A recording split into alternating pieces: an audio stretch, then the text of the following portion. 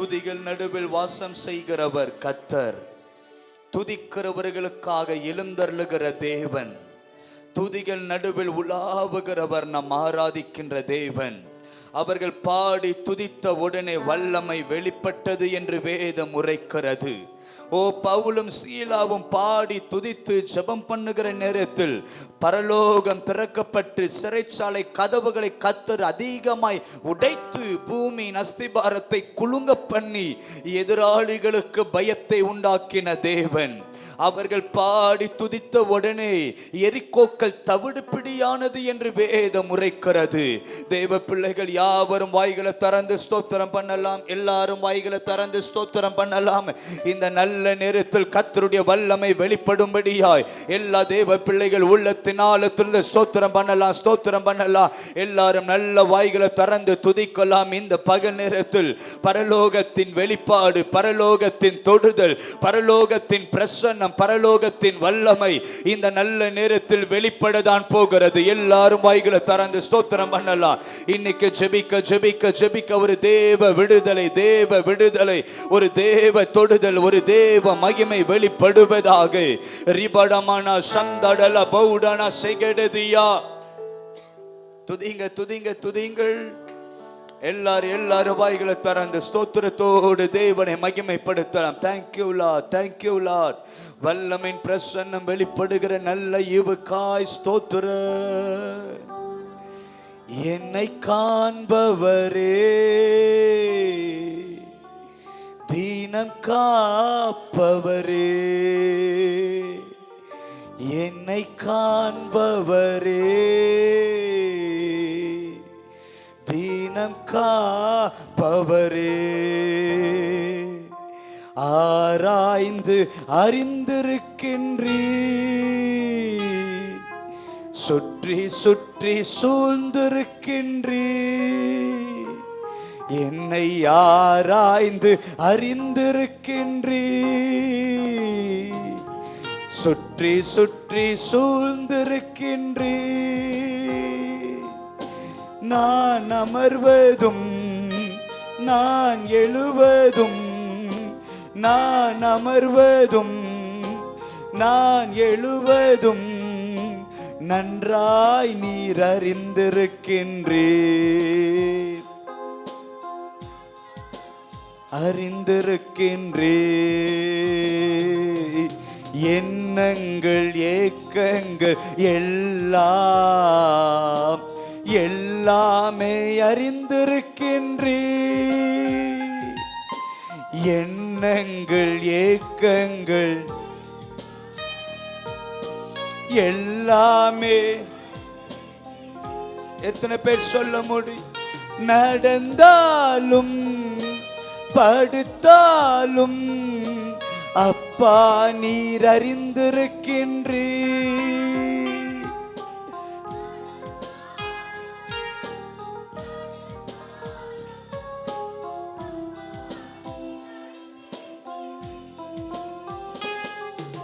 நன்றி ராஜா, நன்றி ராஜா, இயேசு ராஜா, என்னை காண்பவரே, காப்பவரே, என்னை காண்பவரே,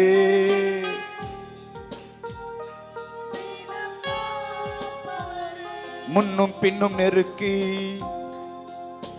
முன்னும் பின்னும் நெருக்கி நெருக்கி சுற்றி என்னை சூழ்ந்திருக்கின்றீர். முன்னும் பின்னும் நெருக்கி சுற்றி என்னை சூழ்ந்திருக்கின் உம் திருக்கரத்தால் தினமும் என்னை பற்றி பிடித்திருக்கின்றீர்.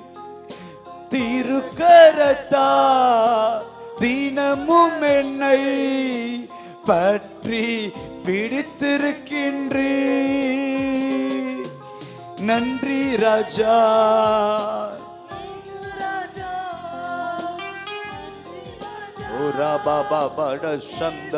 சொல்லுங்க, என்னை காண்பவரே. ஓ ராபாடா சஃபதுரா நாதி அஸ்பிட்டரலபி. சொல்லுங்க, என்னை காண்பவரே. ஓ ராபாபாடா சதாடா லுதுரா மஹாசம்பன தூரலபலா. இன்னொரு சொல்லுங்க, என்னை காண்பவரே, என்னை காண்பவரே. ஓரபாபடா சந்துரலபடனானா, என்னை காண்பவரே.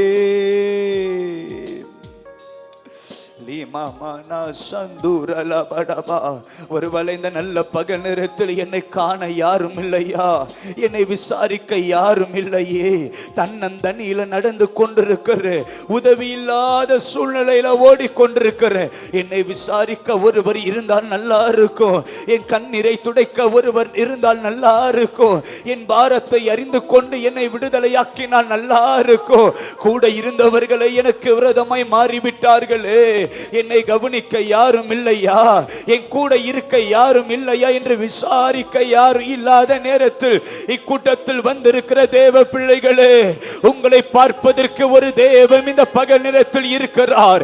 உன்னை விசாரிக்க ஒரு தேவன் இந்த பகல் நேரத்தில் இருக்கிறார். நீ நடந்தாலும் படுத்தாலும் அவர் உன்னை சூழ்ந்து கொண்டிருக்கிறார். உன் நாவில் சொல் பிறவதற்கு முன்பதாக ஆராய்ந்து அறிந்திருக்கிறவர். உட்காருதலையும் எழுந்திருக்கதலையும் தூரத்திலிருந்து கவனிக்கிறவர். உன் இருதயத்தை ஆராய்ந்து அறிந்திருக்கிற பரலோகத்தின் தேவன் இந்த பகல் நேரத்தில் உலாவிக் கொண்டிருக்கிறார். அந்த தேவனாகிய கர்த்தருடைய உன்னதமான பிரசன்னம் இன்றைக்கு உன் அருகாமையில உலாவிக் கொண்டிருக்கிறது. விசுவாசிக்கிற தேவ பிள்ளைகள் நல்ல கைகளை தட்டி ஆவில நிறைந்து தேவனை மகிமைப்படுத்தலாம். உன்னை காண்கின்ற தேவன் அவர் இங்கேதான் உலாவிக் கொண்டிருக்கிறார். நான் இங்கே ஒருவரை பார்க்கிறேன். இந்த பகல் நேரத்தில் இந்த வயிற்று பகுதிகள் பெரிய வேதனை நடுவில் ஏதோ ஒரு பெரிய வலி வலி வலி, ஒரு ஊசி குத்துவது போல வேதனை. விடுவிப்பார் யாரும் இல்லாத நேரத்தில் ஒரு தேவ தொடுதல் இறங்குகிறது. அவர் உன்னை காண்கின்ற தேவன்.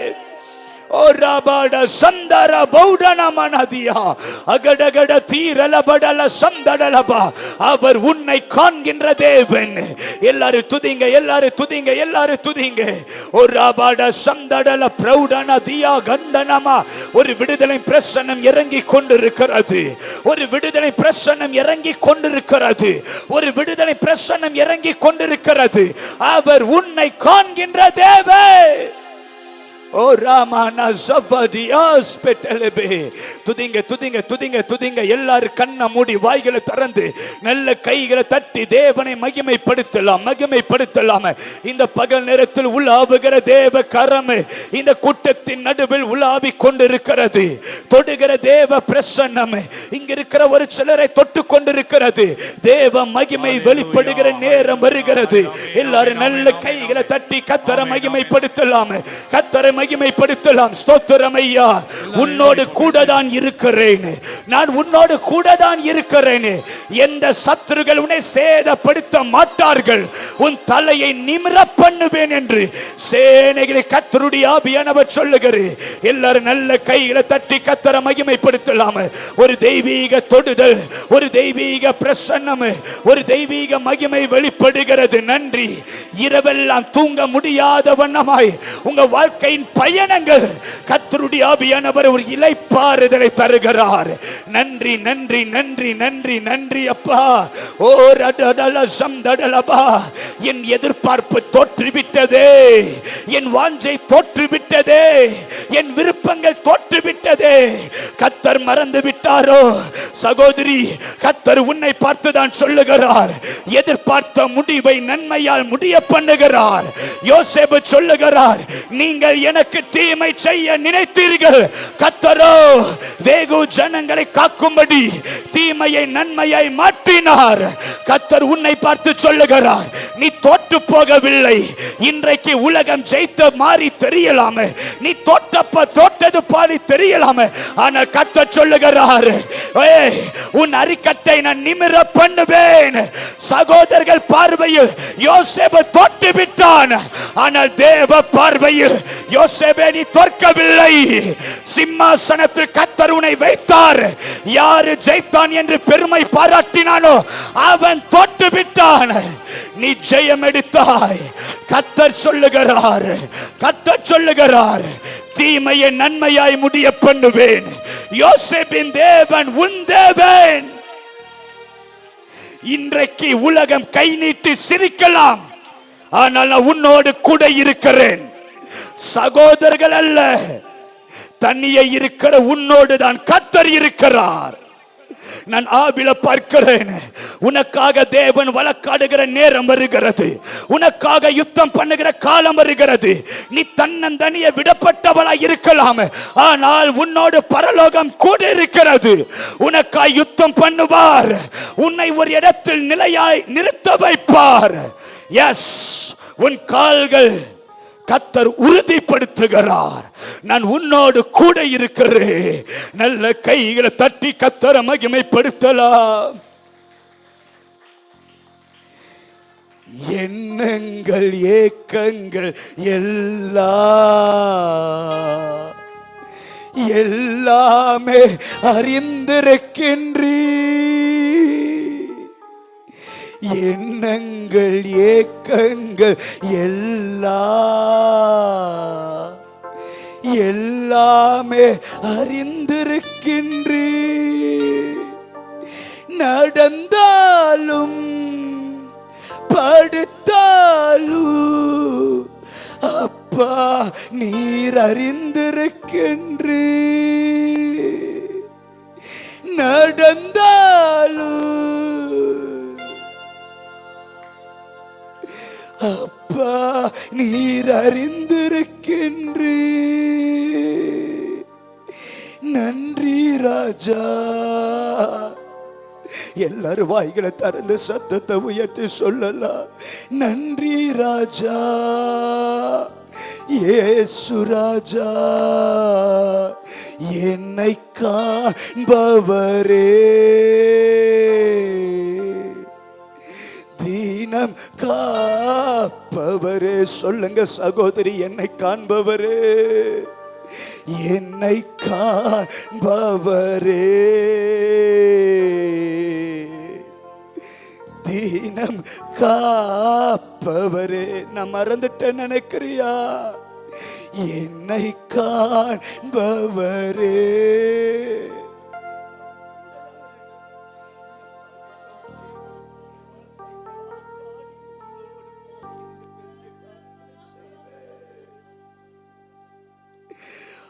ஆராய்ந்து சுற்றி சுற்றி சூழ்ந்திருக்கின்றீ. ஆராய்ந்து அறிந்திருக்கின்றீ. சுற்றி சுற்றி இந்த உலகத்தில் ஏன் வாழணும் என்று கேள்வியோடு வந்தவர்கள் ஏறாலோ.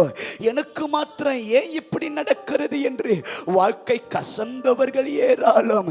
எங்களுக்கு தெரியும், அண்டையில வந்த ஒருவரையும் புறம்பே தள்ளாதவர் என் இயேசு. ஆகையால் உம்மை தேடி வந்திருக்கிற ஜனத்தின் நடுவில் எங்கள் தேவரீர் வெளிப்படும். நீர் பேசும், நாங்கள் கேட்கிறோம். நீர் கிரியை செய்யும், உம்முடைய நாமத்தை மகிமைப்படுத்தும். இரட்சகர் இயேசு கிறிஸ்துவின் நாமத்தில் ஜெபிக்கிறோம். ஜெபம் கேளும் நல்ல பிதாவே. ஆமென், ஆமென், அல்லேலூயா. மறுபடியும் தேவ பிரசன்னத்தில் கூடி வந்திருக்கிற உங்கள் யாவருக்கும் இரட்சகர் இயேசு கிறிஸ்துவின் நாமத்தில் என்னுடைய வாழ்த்துக்களை தெரிவிக்கிறேன். நிச்சயமாய் இந்த பகல் நேரத்தில் கர்த்தர் நம்மோடு கூட தான் இருக்கிறார். அல்லேலூயா. நல்ல கைகளை உயர்த்தி கர்த்தரை ஸ்தோத்திரம் பண்ணலாம். இந்த நல்ல பகல் நேரத்திலையும் தேவன் தம்முடைய வல்லமை வெளிப்படுத்துவாராக. ஆமென் சொல்லுங்க. நல்ல கைகளை உயர்த்தி சொல்லலாம். அல்லேலூயா, அல்லேலூயா, அல்லேலூயா. நான் தேவ சன்னிதானத்தில் காத்திருக்கும் பொழுது பரிசுத்த ஆவியானவர் என் இருதயத்தில் பாரப்படுத்தின, என் இருதயத்தில் வைத்த சில வார்த்தைகளை ஆவியானுடைய துணை கொண்டு நான் பிரசங்கித்து நான் ஜெபிக்க ஆசைப்படுகிறேன். எடுத்தவர்கள் வாசிக்கலாம். யோசுவாவின் புஸ்தகம் 3ஆம் அதிகாரம் அதனுடைய 7ஆம் வசனம். யோசுவா 3ஆம் அதிகாரம் அதனுடைய 7ஆம் வசனம். கர்த்தர் யோசுவாவை நோக்கி நான் மோசேயோடு கூட இருந்தது போல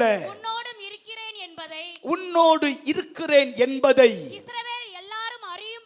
இஸ்ரவேல் எல்லாரும் அறியும்படிக்கு இன்று அவர்கள் கண்களுக்கு முன்பாக உன்னை மேன்மைப்படுத்துவேன். அல்லேலூயா. நல்ல கைகளை தட்டி கர்த்தரை ஸ்தோத்திரம் பண்ணலாம். இன்றைக்கு கர்த்தருடைய ஆவியானவர் இந்த எல்சடாய் ஊழியத்தை பார்த்தும் இவ்விடத்தில் கூடி வந்திருக்கிற தேவ ஜனங்களை உம்மை பார்த்தும் கர்த்தருடைய வார்த்தை வருகிறது. நான் உன்னோடு கூட இருக்கிறேன் என்பதை எல்லா ஜனங்கள் அறியத்தக்கதாக இன்று அவர்கள் கண்களுக்கு முன்பதாய் உன்னை மேன்மைப்படுத்துவே. ஹல்லேலூயா. நல்ல கர்த்தரை மகிமைப்படுத்தலாம்.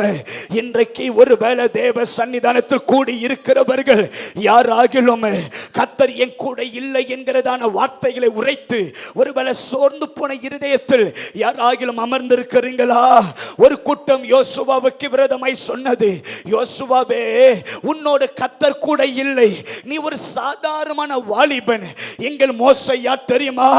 இவர் பிரசங்கித்தால் அற்புதம் நடக்கும், இவர்கள் கையை உயர்த்தினால் ஜெயம் உண்டாகும், இவர் ஜெபம் பண்ணால் வானம் திறக்கப்படும், இவர் கூப்பிட்டா வானத்திலிருந்து மன்னா இறங்கி வரும், இவர் நடந்தா மேக ஸ்தம்பம், நின்றால் அக்கினி ஸ்தம்பம், இவர் செங்கடலை நீட்டினால் சரி கோலை நீட்டினால் செங்கடலை பிளக்கும், இவர் ஜெபிக்க ஆரம்பித்தால் கார்மேகம் இறங்கி வரும், ஒரு மேகம் நிழலிடும். ஒரு சிநேகிதனோடு பேசுவது போல கர்த்தர் மோசேயோடு முகமுகமாய் பேசினார். ஆனா உன்னோடு கர்த்தர் பேசவில்லை. உன்னை கொண்டு கர்த்தர் அற்புதம் நடக்கவில்லை. உன் ஜெபம் மோசே போல இல்ல, உன் பிரசங்கம் மோசே போல இல்ல, உன் ஆளுகை மோசே போல இல்ல. எங்கள் மோசே தேவனுடைய சிநேகிதன், எங்கள் மோசேயோட கர்த்தர் கூட இருக்கிறார். இப்போ ஒரு கூட்டம் யோசுவாவுக்கு விரோதமாய் கைகளை நீட்டி சொல்லுகிறது, யோசுவாவே உன்னோடு கர்த்தர் கூட இல்லை, உன் ஊழியத்தில் கர்த்தர் கூட இல்லை, உன் பிரயாணத்தில் கர்த்தர் கூட இல்லை, உன்னோடு கர்த்தர் பேசவில்லை, உன்னோடு கர்த்தர் எந்த காரியத்தை செய்யவில்லை, நீ ஒரு சாதாரணமானவன் என்று எல்லாரும் கைகளை நீட்டி யோசுவாவுக்கு விரோதமாய் கையை நீட்டி பேசுவதை பரலோக தேவன் கண்ணோக்கி பார்த்தார்.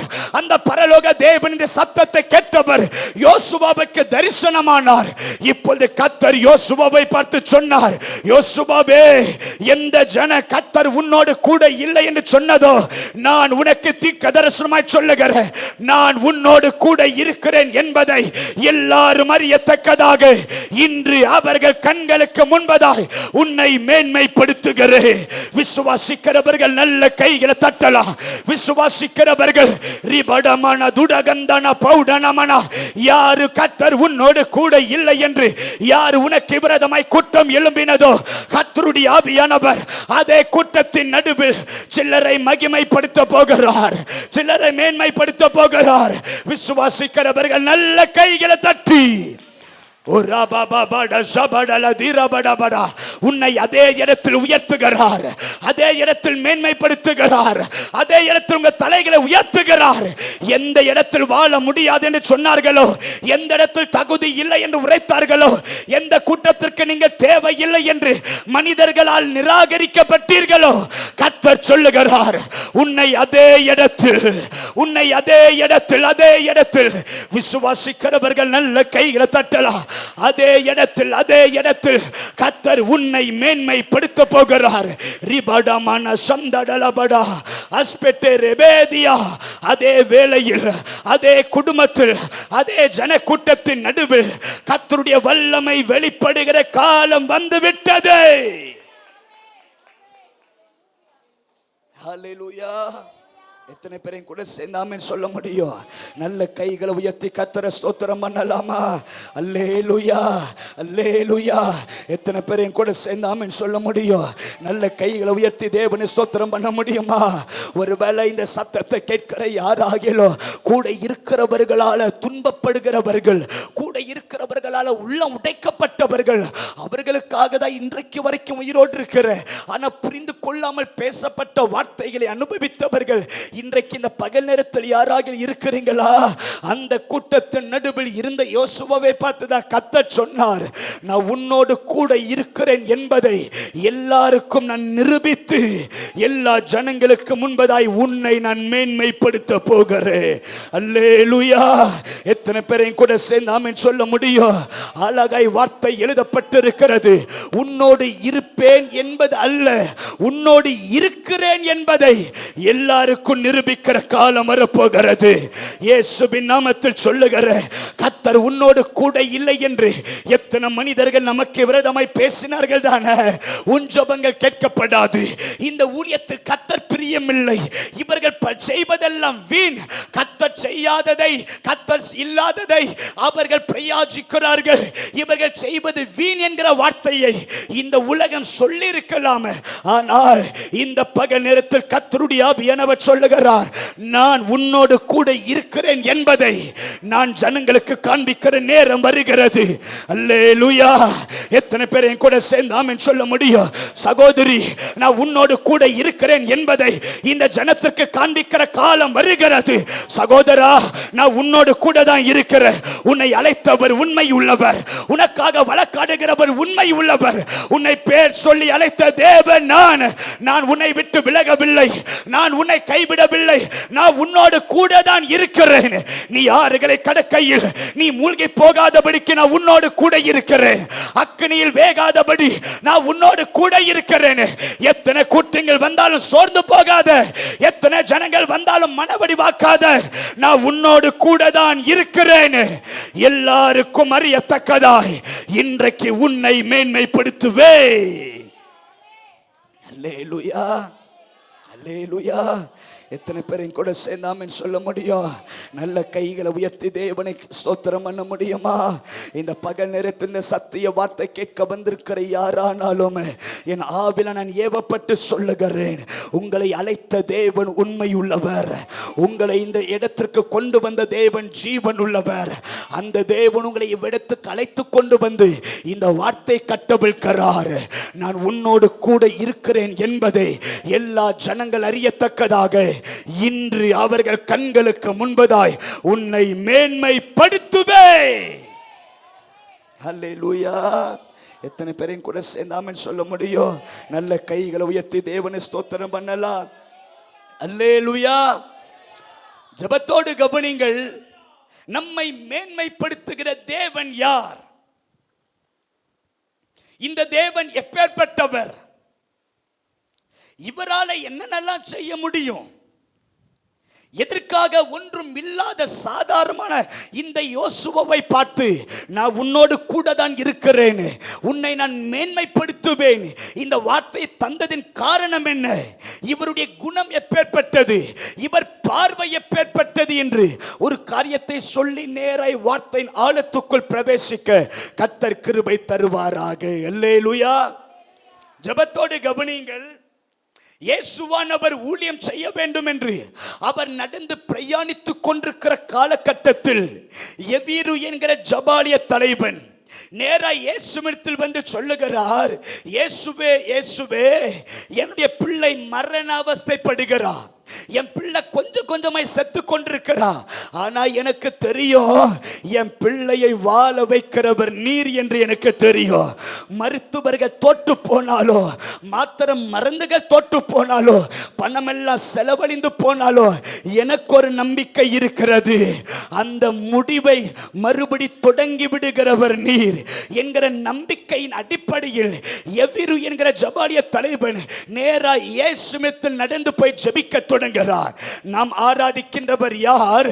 நொறுங்குண்டவரை புறம்பே தள்ளாதவர் அவர். கூப்பிடுகிற எளியவனுடைய சத்தத்தை கேட்கிறவர் அவர். இந்த சத்தத்தை கேட்ட இயேசு அவர் நேராய் எவ்விரு வீட்டுக்கு நடக்க புறப்பட்டார். அல்லேலூயா. யார் வீட்டுக்கு நடக்க புறப்பட்டார்? எவ்விரு. சொல்லுங்க, யார் வீடு? இப்போ கவனிங்கள், எவ்விரு வீட்டுக்கு இவர் நடந்து போகிற பொழுது 12 வருடமாய் பெரும்பாடுள்ள ஸ்திரீ, இவளுக்கு என்ன பிரச்சனை? தன்னுடைய ஆஸ்தி எல்லாம் விற்று போட்டும் எல்லளவு சுகமில்லை என்று அவளை பட்டணத்துக்கு வெளியே கொண்டு போய் விட்டார்கள். அவள் பட்டணத்துக்குள் வரக்கூடாது. காரணம், அவள் தீட்டுள்ளவள். மருத்துவர்கள் கைவிட்டாயிற்று, மருத்துவச்சிகள் கைவிட்டாயிற்று, பணமெல்லாம் செலுந்து விட்டது, நம்பிக்கை எல்லாம் அகன்று போய்விட்டது. இனி சாகர வரைக்கும் தீட்டுள்ளவள் என்று நினைத்து பட்டணத்துக்கு வெளியே புறப்பட்டிருக்கிறாள். இப்பொழுது இவள் ஒன்று கேள்விப்படுகிறார், இயேசு வருகிறார் என்று கேள்விப்பட்ட உடனே இந்த பெரும்பாடுள்ள ஸ்திரீக்கு ஒரு ஆசை. எல்லாரும் கைவிட்டாங்க, ஒரே ஒரு நம்பிக்கை, இயேசு ஒருவரையும் கைவிடாதவர் தானே. எப்படியாகிலும் கூட்டத்தின் நடுவில் போய் அவர் வஸ்திரத்தின் ஓரத்தை தொட்டாலாகிலும் சுகம் அடைவேன் என்று பெரிய நம்பிக்கையோடு கூட்டத்தின் நடுவில் புறப்பட்டு வஸ்திரத்தின் ஓர தொட வேண்டும் என்று வகை தேடினவள் பெரும்பாடுள்ள ஸ்திரீ. அல்லேலூயா. இப்போ கவனிங்க, இந்த பெரும்பாடுள்ள ஸ்திரீ கூட்டத்தின் நடுவில் ஓடி போய் வஸ்திரத்தை தொட வேண்டும் என்று அவள் எதிர்பார்த்தாள், விரும்பினாள், தேடினாள். கவனிங்க, இப்போ ஒருவேளை பிசாசு அங்கு நின்று பிசாசு என்ன தெரியுமா சொல்லியிருக்கலாம்? இயேசுவை தீட்டுப்படுத்த வேண்டும் என்று நினைச்சேன், ஆனா இயேசுவை தீட்டுப்படுத்த முடியல. அவர் பிறக்கும் போது தீட்டுப்படுத்தலாம் என்று நினைச்சேன், ஆனா பிறக்கும் பொழுது பரிசுத்த ஆவியினால பிறந்து அவர் பரிசுத்தத்தினால் உற்பவித்தார். ஆகையால் பிறப்பில் அவரை தீட்டுப்படுத்த முடியவில்லை. பிசாசு நினைச்சா 40 நாள் உபவாசம் இருக்கும் பொழுது இந்த கல்லை அப்பமாக்கி சாப்பிடும், மேலிருந்து கீழே குதியும், எல்லாவற்றையும் தருகிறேன் என்று எதையாகிலும் செய்து அவரை தீர்த்து படுத்தலாம் என்று நினைச்ச, ஆனால் எல்லாவற்றையும் அவர் ஜெயமெடுத்தபடியால் அவர் பரிசுத்தத்தை காத்து கொண்டார். இப்ப பிசாசு பார்க்கிறா, இப்ப ஒரு சந்தர்ப்பம் வந்துவிட்டது. நியாய பிரமாணம் சொல்லுகிறது, ஒரு தீட்டுள்ளவள் ஒருவரை தொட்டால் அவரும் தீட்டுப்படுவார். அல்லேலூயா. இன்னமும் ஆழமா சொன்னா, ஒரு பெரும்பாடுள்ள ஸ்திரீ தீட்டுள்ளவள் நசரைய விருதுள்ளவனை தொட்டா அவரும் தீட்டுப்படுவார். சூரியன் மறைந்த பின்பதாக தான், அவர் சூரியன் கடந்து போன பின்பதாக தான், சாயங்காலம் ஆனாதா அவர் தன்னை தானே சுத்திகரித்து பட்டணத்துக்குள் வர வேண்டும் என்பது நியாய பிரமாணம். அல்லேலூயா. இப்ப நியாய பிரமாணம் என்ன சொல்லுகிறது? பெரும்பாடுள்ள ஸ்திரீ ஒரு மனிதனை தொட்டால் அவர் தீட்டுப்படுவார். அல்லேலூயா. ஒரு நசரேனை தொட்ட அவர் என்னப்படுவார்? இப்ப பிசாசு பார்க்குது, பெரும்பாடுள்ள ஸ்திரீ வருகிறா, நேரா இயேசுவை தொட போகிறா. இயேசுவை தொட்டா இயேசு தீட்டுப்பட போகிறார். இப்ப பிசாசு பார்த்து கொண்டிருக்கிற நேரத்தில் நேராய் தீட்டுள்ளவள் வருகிறா, கூட்டத்தின் நடுவில் வருகிறா. இயேசுவை தொட வேண்டும் என்று வகை தேடினா, இயேசுவை தொட்டால் வேதம் உரைக்கிறது. பிசாசு பார்க்கிறா, இவள் தொட்ட உடனே இயேசு தீட்டுப்படுவார் என்று பிசாசு பார்க்கிறா. ஆனா நடந்தது என்ன? தொட்டவள் இயேசு தீட்டுப்படுவார் என்று பார்த்தால் இயேசு தீட்டுப்படவில்லை, மாறாக தீட்டுப்பட்டுடைய வியாதி அவளை விட்டு ஓடி போனது. அவளை விட்டு ஓடி போனது. அர்த்தம் என்ன? தீட்டுள்ளவள் இயேசுவை தொட வேண்டும் என்று விரும்பினா இயேசு தீட்டுப்பட்டு போகவில்லை, மாறாக வல்லமை புறப்பட்டது, தீட்டு விலகினது. அர்த்தம் என்ன தெரியுமா? அந்த இயேசு வேற எங்கேயும் இல்லை, அவர் எனக்குள் இருக்கிறார். சொல்லுங்க, எனக்குள் இருக்கிறார். தைரியமாய் சொல்லுங்க, எனக்குள் இருக்கிறார். இப்ப பிசாசு பார்க்கிறார், இவளுக்கு தீட்டு தந்தா இவ வாழ்க்கை முடிந்து போய்விடும், இவளுக்கு வியாதி தந்தா இவ வாழ்க்கை முடிந்து விடும். ஆனால் யாருக்கு தெரியும்? உலகத்தில் இருக்கிறவனை விட எனக்குள் இருக்கிறவர் பெரியவர். என்ன தொட்டா வல்லமை புறப்படும். நல்ல கைகளை தட்டி கர்த்தரை மகிமைப்படுத்தலாம். எந்த தீட்டும் சேதப்படுத்தாது சகோதரி, எந்த தீட்டும் சேதப்படுத்தாது. வல்லமை புறப்படட்டும். ஹல்லேலூயா. எத்தனை பேர் ஆமென் சொல்ல முடியும்? நல்ல கைகளை உயர்த்தி சொல்ல முடியுமா? பிசாசு நினைக்கிறா உலக மனிதனுக்கு கடன் தந்தனால கடன் கட்ட முடியாதபடி அவன் தற்கொலை செய்து கொண்டான். இப்ப தேவ பிள்ளைக்கு கடன் தந்தா அவனும் தற்கொலை செய்து கொள்வான் பிசாசு பார்க்கிறா. உலக மனிதனுக்கு கேன்சர் தந்ததுனால அவன் மரண பயத்தில் செத்து விட்டான். இப்ப தேவ பிள்ளைக்கு கேன்சர் தந்தா அவளுக்கும் மரண பயம் வரும் என்று பிசாசு பார்க்கிறா. ஆனா அவனுக்கு தெரியவில்லை, நம்மோடு கூட இருக்கிறவர் பெரியவர். எத்தனை மரணங்கள் வந்தாலும் வார்த்தை எழுதப்பட்டிருக்கிறது, நான் மரண இருளில் பள்ளத்தாக்கில் நடந்தாலும் பொல்லாப்புக்கு பயப்படுவது இல்லை. காரணம் தேவரீர் என்னோடு கூட இருக்கிறது. எந்த மரணமும் தீட்டுப்படுத்தாது, எந்த வியாதியும் தீட்டுப்படுத்தாது. அவர் தொட்ட நேரத்தில் வல்லமை புறப்பட்டது. ஒருவேளை நான் ஜெபிக்கிறேன், இந்த பகல் நேரத்தில் பிசாசு யாரையாவது தீட்டுப்படுத்த வேண்டும் என்றால் இன்னைக்கு விசுவாசமாய் ஜெபித்து பாருங்கள், அந்த தீட்டு விலக போகிறது, அந்த தீட்டு விலக போகிறது. விசுவாசிக்கிறவர்கள் 2 நிமிடம் நல்ல கைகளை தட்டி, நல்ல கைகளை தட்டி ஆவில நிரம்பி 2 நிமிடம் போராடி எல்லாரும் ஜெபிக்கலாம், ஜெபிக்கலாம், ஜெபிக்கலாம். இதுவரைக்கும் எந்த தீட்டு தொட்டதோ இந்த பகல் நேரத்தில் வல்லமை புறப்படட்டும்.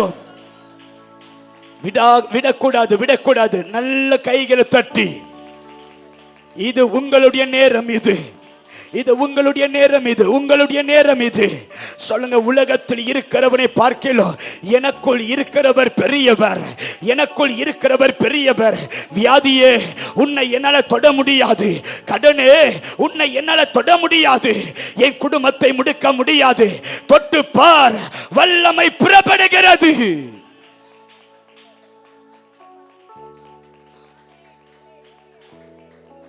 ஹல்லேலூயா. ஜெபத்தோடு கவனிங்கள். இப்ப இயேசு கேட்கிறார், என்னை தொட்டது யார்? என்னிடத்தில் வல்லமை புறப்பட்டது. அல்லேலூயா. இப்ப எல்லாரும் சொல்றாங்க, ஆண்டவரே பெரிய கூட்டம் நெருங்கி வருகிறது, தொட்டது யார் என்று எப்படி சொல்ல முடியும்? நான் கூட கொஞ்ச நேரம் முன்னாடி தொட்டனே அப்படின்னு பொழுது ஏசப்பா மறைமுகமா சொல்லிருக்கலாம், 1000 பேர் தொட்ட தொடுதல் வேற, ஆனா இவள் தொட்ட தொடுதல்ல என்னையும் மீறி வல்லமை புறப்பட்டது.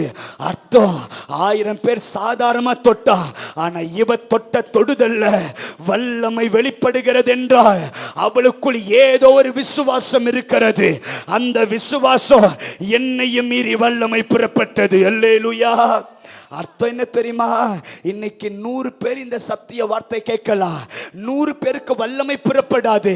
யாரோ ஒருவர் 2 பேர் இந்த வார்த்தை என்னுடைய வார்த்தை, இந்த வார்த்தை எனக்கான வார்த்தை, இன்னைக்கு எனக்கு வல்லமை புறப்பட வேண்டும், இன்னைக்கு கர்த்தரை மேன்மைப்படுத்துவார்.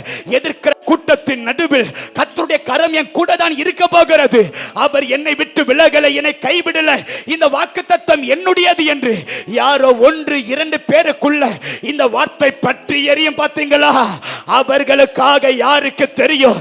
இந்த பலிப்பிடத்தில் இருந்து உங்களுக்கே தெரியாம வல்லமை புறப்படலாம், எனக்கே தெரியாம வல்லமை புறப்படலாம். நீங்க வீட்டுக்கு போவதற்கு முன்பதாய் அற்புதம் நடக்கலாம். ஏனென்றால் வல்லமை புறப்பட்டது. 2 நிமிடம் நல்ல கைகளை தட்டி, நல்ல கைகளை தட்டி, எல்லாரும் தொடுவது போல தொடாத, எல்லாரும் ஆராதிப்பது போல ஆராதிக்காத, எல்லாரும் கை தட்டுவது போல கை தட்டாத, எல்லாரும் ஜெபிக்கிறது போல ஜெபிக்காத.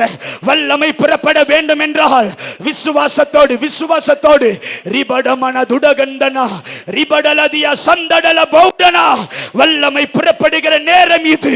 வல்லமை புறப்படுகிறது, வல்லமை புறப்படுகிறது.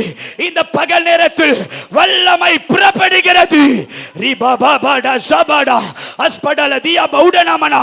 சில வியாதிகள் மறைகிறது, சில போராட்டங்கள் விலகிறது, சில சத்ருவின் நுகமெல்லாம் உடைகிறது. Jesus Jesus Jesus. எல்லாரும் துதிங்க, துதிங்க, ஜெபிங்க, ஜெபிங்க. வல்லமை வெளிப்படுகிற நேரம் இது, வல்லமை வெளிப்படுகிற நேரம் இது. ஓ ராபா பாபா டா ஜபாடலா ரிகடகடலா தியா பௌடனமனா.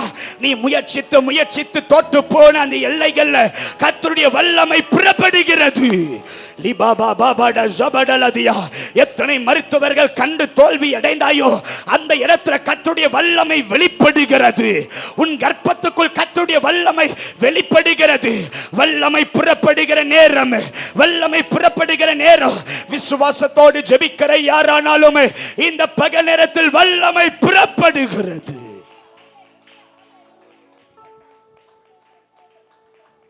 ஹல்லேலூயா. எத்தனை பேரையும் கூட சேர்ந்தாமேன்னு சொல்ல முடியும்? நல்ல கைகளை உயர்த்தி தேவனை ஸ்தோத்திரம் பண்ண முடியுமா? அல்லேலூயா.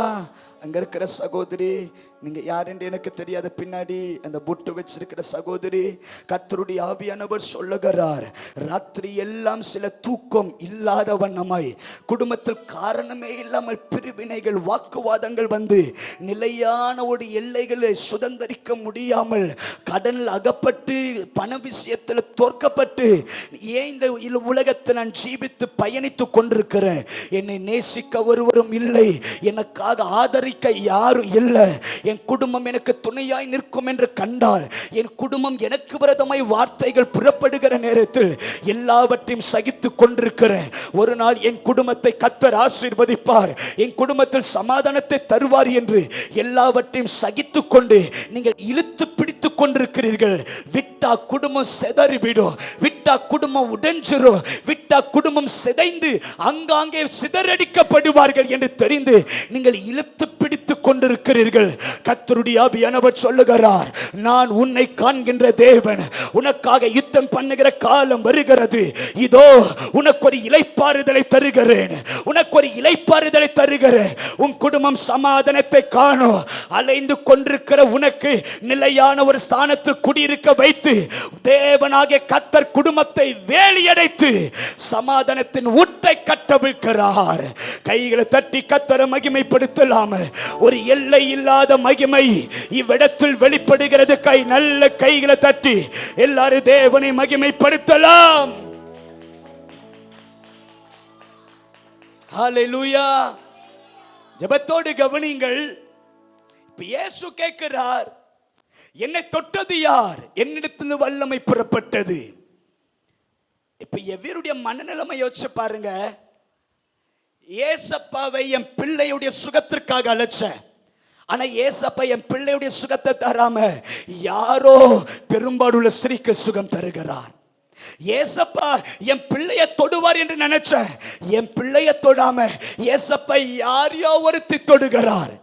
ஏசப்பா என் பிள்ளையோடு பேசுவார் என்று ஜெபிச்சேன், ஏசப்பா என் பிள்ளையோடு பேசாம யாரோ ஒரு பெரும்பாடுள்ள ஸ்திரீயோடு பேசுகிறார். இப்ப எவருடைய மனநிலைமை என்ன? என் பிள்ளை கொஞ்சம் கொஞ்சமா செத்து கொண்டிருக்கிறார். ஏசப்பா என் பிள்ளை மேல பாரப்படாம யார் யாருக்கோ விடுதலை தருகிறார், யார் யாருக்கோ அற்புதம் செய்கிறார் என்கிற எண்ணங்கள் நிச்சயமாய் இந்த எவிருக்கு வந்திருக்கலாம். எவிரு பார்க்கலாம், ஐயோ சூழ்நிலை தலைகீழாக மாறிட்டு, இவரை என் வீட்டுக்கு அழைச்ச, ஆனா என் வீட்டுக்கு வராம யார் யாருக்கும் அற்புதம் செய்கிறார். இப்ப எவருடைய மனநிலைமை சூழ்நிலை தலைகீழாக மாறிட்டு. சொல்லுங்க, சூழ்நிலை. இப்ப இயேசு எவீரை பார்த்து என்ன தெரியுமா சொல்லலாம்? எவீருவே, நீ சூழ்நிலையை நம்பலாம், நான் சூழ்நிலையை நம்புவதில்லை. அல்லேலூயா. சொல்லுங்க, இயேசு சூழ்நிலையை நம்ப மாட்டார். சொல்லுங்க, இயேசு சூழ்நிலையை, கொஞ்சம் சத்தமா தான் சொல்லுங்க, இயேசு சூழ்நிலையை நம்ப மாட்டார். சூழ்நிலையை நம்பாத இயேசு நேர எவ்விரு வீட்டுக்கு நடக்க புறப்பட்ட நேரத்தில் ஒரு வேலைக்காரன் சொல்லுகிறான், நீ போதகரை தொந்தரப்படுத்த வேண்டாம், உன் பிள்ளை மரித்து போனது. சொல்லுங்க, பிள்ளை. அப்ப எவீர் என்ன நினைச்சிருக்கலாம்? நான் ஜெபித்த ஜெபமெல்லாம் தோற்றுவிட்டதா என்று மார்படித்து அழுது கொண்டிருக்கும் பொழுது இயேசு என்ன தெரியுமா சொல்லலாம்? எவீருவே, நீ கேள்விப்பட்டதை நம்பலாம், நான் கேள்விப்பட்டதை நம்புவது இல்லை. அல்லேலூயா. சொல்லுங்க, இயேசு கேள்விப்பட்டதை நம்ப மாட்டார். சொல்லுங்க, இயேசு கேள்விப்பட்டதையும் கேள்விப்பட்டதை நம்பாத இயேசு நேரா எவ்விரு வீட்டுக்குள்ள போனா எல்லாரும் மார்படித்து அழுது கொண்டு, ஐயோ பிள்ளை செத்துடுச்சு என்று அழுதா. இயேசு என்ன தெரியுமா சொன்னாரு? பிள்ளை சாகவில்லை, பிள்ளை. அப்ப என்ன, பிள்ளை என்னவா இருக்கு? தூங்கிட்டு இருக்கு. அப்ப என்னதான் சொல்ல வர்றாருன்னா, எல்லாரும் பார்த்து மறைமுகமா சொல்றாரு, நீ எல்லாம் பார்க்கிறத நம்புற, நான் யாரு? பார்ப்பதையும் நம்ப மாட்டேன். அல்லேலூயா. எல்லாரும் சொல்லுங்க, இயேசு யார்? பார்ப்பதையும் நம்ப மாட்டார். சொல்லுங்க, பார்ப்பதையும் நம்ப மாட்டார். நீங்கள் இவ்விடத்தில் கூடியிருக்கிறீங்களே, நீங்கள் ஆராதிக்கிற தேவன் யார் தெரியுமா? இன்றைக்கு பிரசங்கித்துக் கொண்டிருக்கிறேனே, நான் ஆராதிக்கின்ற தேவன் யார் தெரியுமா?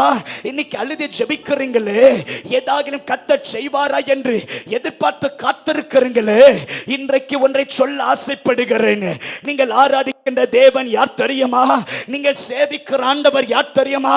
அவர் சூழ்நிலையை நம்ப மாட்டார், அவர் கேள்விப்பட்டதை நம்ப மாட்டார், அவர் பார்ப்பதையும் நம்ப மாட்டார். ஒருவேளை இன்றைக்கு அமர்ந்திருக்கிற நான் சூழ்நிலையை நம்பலாம், கேள்விப்பட்டதை நம்பலாம், பார்ப்பதை நம்பலாம். ஆனா எனக்குள் இருக்கிற தேவன், நம்மத்தில் உலாவுகிற தேவன், எல் ஷடாயின் தேவன் யார் என்றால், அவர் சூழ்நிலையை நம்ப மாட்டார், கேள்விப்பட்டதை நம்ப மாட்டார், அவர் பார்ப்பதையும் நம்ப மாட்டார். அல்லேலூயா. எத்தனை பேர் ஆமென் சொல்ல முடியும்? படகுல இயேசு பயணிக்கிறார், பெரிய கொந்தளிப்பு வருகிறது, எல்லாரும் பயந்து ஐயரே நாங்கள் மடிந்து புறம் தட்டி எழுப்புறார். இயேசு எழுந்து பார்க்கிறார், காற்றை கடலை பார்த்து சொல்றாரு, ஏ சூழ்நிலையே, உன்னை கண்டு பேதுரு பயப்படலாம், நான் யாரு? சூழ்நிலையை நம்பாதவர். இப்ப கொந்தளிக்கிற காற்றை கடலை பார்த்து சொன்னார், இறையாதே, அமைதலாயிரு. கொந்தளிப்பு அடங்கி போனது. அல்லேலூயா. ஏன்னா இவர் சூழ்நிலையை நம்பாதவர். அல்லேலூயா. நல்ல கைகளை உயர்த்தி கர்த்தரை ஸ்தோத்திரம் பண்ணலாம். அல்லேலூயா. எத்தனை பேரையும் கூட சேர்ந்து ஆமென் சொல்ல முடியும்? அல்லேலூயா. ஜெபத்தோடு கவனிங்கள்.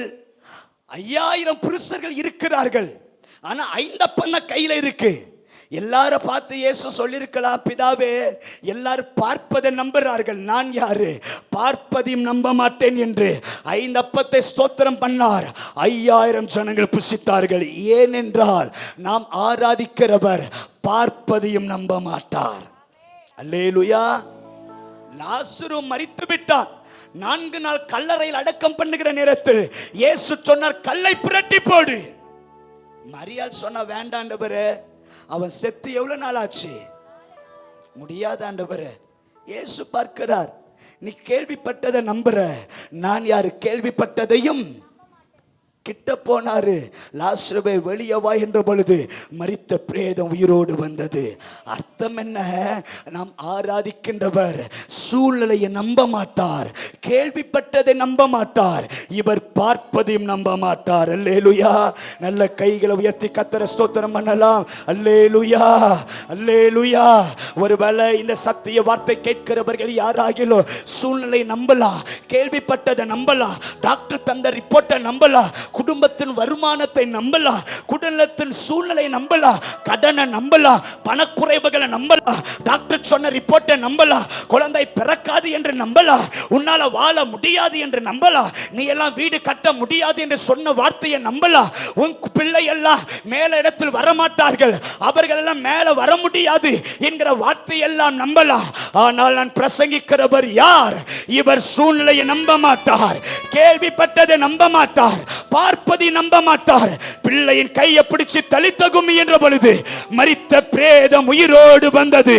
ஏனென்றால் அவர் சூழ்நிலை நம்பாதவர் அல்ல, அவரிடத்தில் வல்லமை இருக்கிறது. இந்த சத்திய வார்த்தை கேட்கிறவர்கள் யாரானாலும் எதை நம்பிக்கொண்டிருக்கிறீர்கள்? இன்றைக்கு வல்லமை புறப்பட போகிறது. அல்லேலூயா. ஜெபத்தோடு கவனிங்கள். ஒரு 3 வருஷம் நினைக்கிறேன், 3 வருஷத்திற்கு முன்பதாய் தொடர்ந்து ஊழிய பிரயாணங்கள், 3 மாதம் வீட்டுக்கே போகாத வண்ணமாய் இரவும் பகலும் கூட்டங்கள், ஊழியங்கள், தொடர்ந்து ஊழிய பிரயாணங்கள். கடைசி 3 நாட்கள் ஆந்திர பிரதேஷ் என்கிற ஒரு இடத்தில் 3 நாள் கூட்டத்திற்கு அழைக்கப்பட்டேன். அந்த இடத்தில் பேச ஆரம்பித்தாவே பயங்கரமான வலி, வேதனை. அது நடுவில் ஊழியம் செய்து நேரா வீட்டுக்கு போய் படுத்திருந்தா எனக்கு வாமிட் வருகிறது. அப்படி வாமிட் எடுத்தா ரத்தமாய் வாந்தி எடுக்கிறேன், ரத்தமா பிளட் வாமிட் எடுக்க ஆரம்பிக்கிறேன். நானும் படுத்திருக்கிறேன், மூச்சு விட்டாலும் வலி, இருமுனா வலி, தும்முனா வலி, அசஞ்சா வலி, பயங்கரமான வலிகள் ஓடு, ரத்தமாய் வாந்தி எடுக்கிறேன். நேரா ஹாஸ்பிட்டலுக்கு போலாம் என்று ஹாஸ்பிட்டல் போய் ஸ்கேன் எடுத்து பார்த்தா டாக்டர் சொன்னார்கள், நீங்க தொடர்ந்து பிரயாணிப்பீர்களோ, தொடர்ந்து பேசிக்கொண்டே இருப்பீங்களோ, நாங்கள் பரிசோதித்து பார்த்ததில் இந்த தொண்டையிலிருந்து அடிவயிறு வரைக்கும் எல்லாம் புண்ணாய் மாறிவிட்டது, இது சிவியரான அல்சரா இருக்கிறது, மறுபடி ஸ்கேன் எடுத்து பார்க்கலாம். மறுபடி ஸ்கேன் எடுத்து பார்த்தா டாக்டர் சொன்னார்கள், இந்த பித்தப்பை முழுவதும் சில பாலிப்ஸ் என்ற கட்டிகள் சூழ்ந்திருக்கிறது, கட்டிகள் பரவி பரவி இந்த பித்தப்பை ஆபரேஷன் செய்துதான் எடுக்க வேண்டும் என்று டாக்டருடைய ஆலோசனை. மறுபடியும் ஸ்கேன் எடுத்து பார்த்தார்கள், கிட்னில ஸ்டோன் ஃபார்ம் ஆகியிருக்கு, 12 mm 14 mm ஸ்டோன், அநேக ஸ்டோன் ஃபார்ம் ஆகியிருக்கு, அதை மறுபடியும் பரிசோதிக்கணும். மறுபடி பரிசோதித்தா இந்த விழா எலும்புகள் எல்லாம் கிராக் விடத்தக்கதாய் பலன் இழந்திருக்கிறது. மறுபடி பரிசோதிக்கலாம், மறுபடி பரிசோதிக்கலாம் என்று பரிசோதித்து உள்ளுக்குள்ள இருக்கிற கட்டியை எடுத்து ஹாஸ்பிட்டல் போய் அனுப்பி பரிசோதித்து ரிப்போர்ட் கரத்தில் வந்த உடனே டாக்டர் என்னை பார்த்து சொன்னார்கள், இந்த கட்டியை பரிசோதித்து பார்த்ததில் இந்த கட்டி கேன்சர் கட்டி என்று டாக்டர் சொல்லிவிட்டார்கள். இந்த கட்டி கேன்சர் கட்டியை மாறிவிட்டது, இது 4th ஸ்டேஜ் கடந்து விட்டது, இந்த கட்டி கேன்சர் கிருமி பரவ தொடங்கிவிட்டது, இந்த எலும்புகள் எல்லாம் தாக்கப்பட ஆரம்பித்தது, இந்த விழா எலும்பெல்லாம் அரித்து அரித்து முதுகு பக்கமாய் போக தொடங்கிட்டு இந்த கிருமிகள் பரவ ஆரம்பித்தது.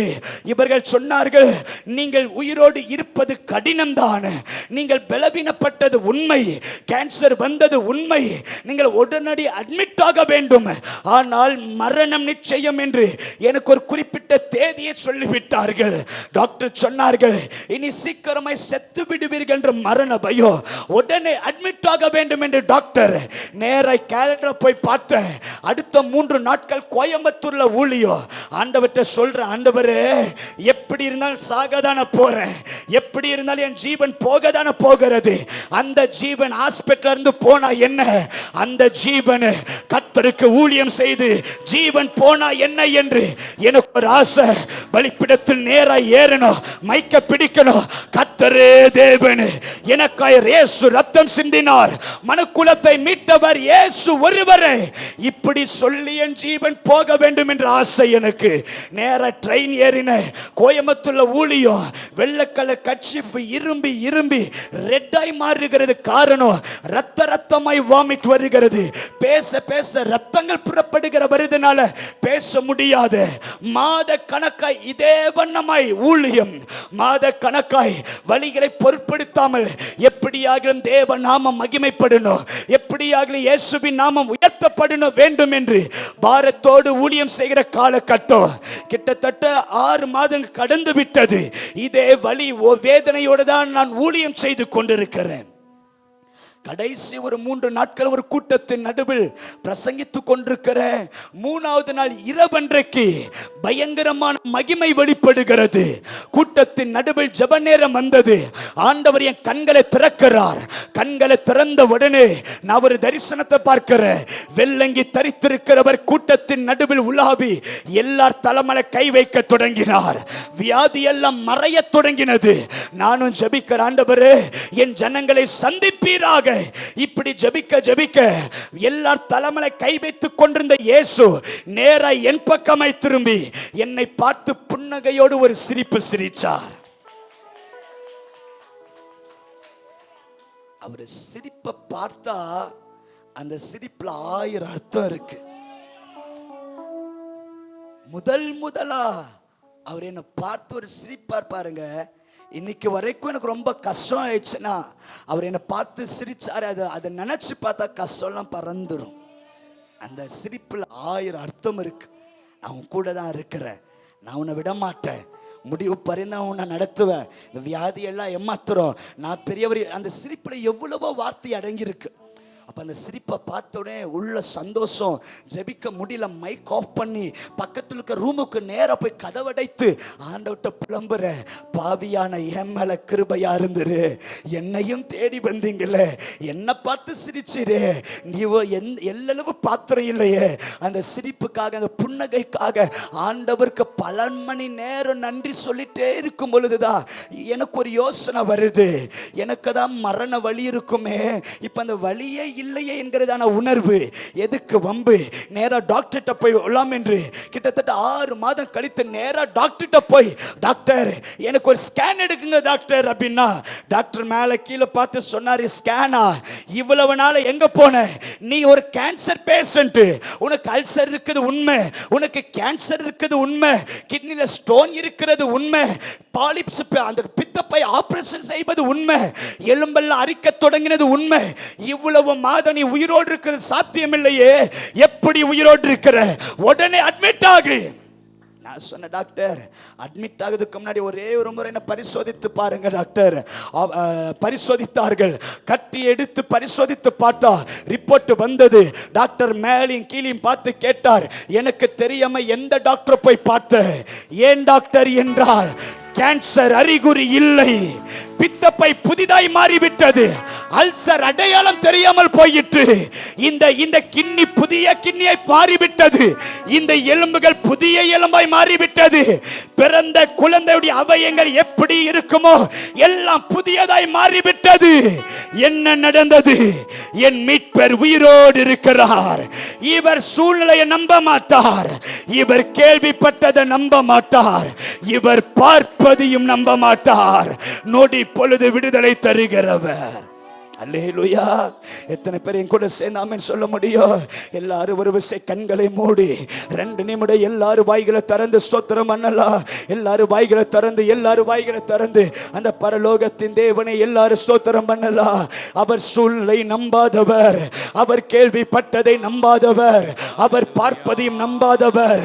இந்த பகல் நேரத்தில் அந்த தேவன் வல்லமையாய் வெளிப்படதான் போகிறார்.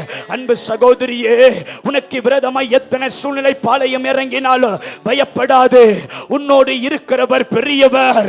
உனக்கு விரோதமாய் எத்தனை பேர் வாக்குவாதம் பண்ணினாலும் ரெகோபத்தின் தேவன் உண்மை உள்ளவர், வாக்குவாதங்களை அடங்க பண்ணி ரெகோபத்தை தருவார்.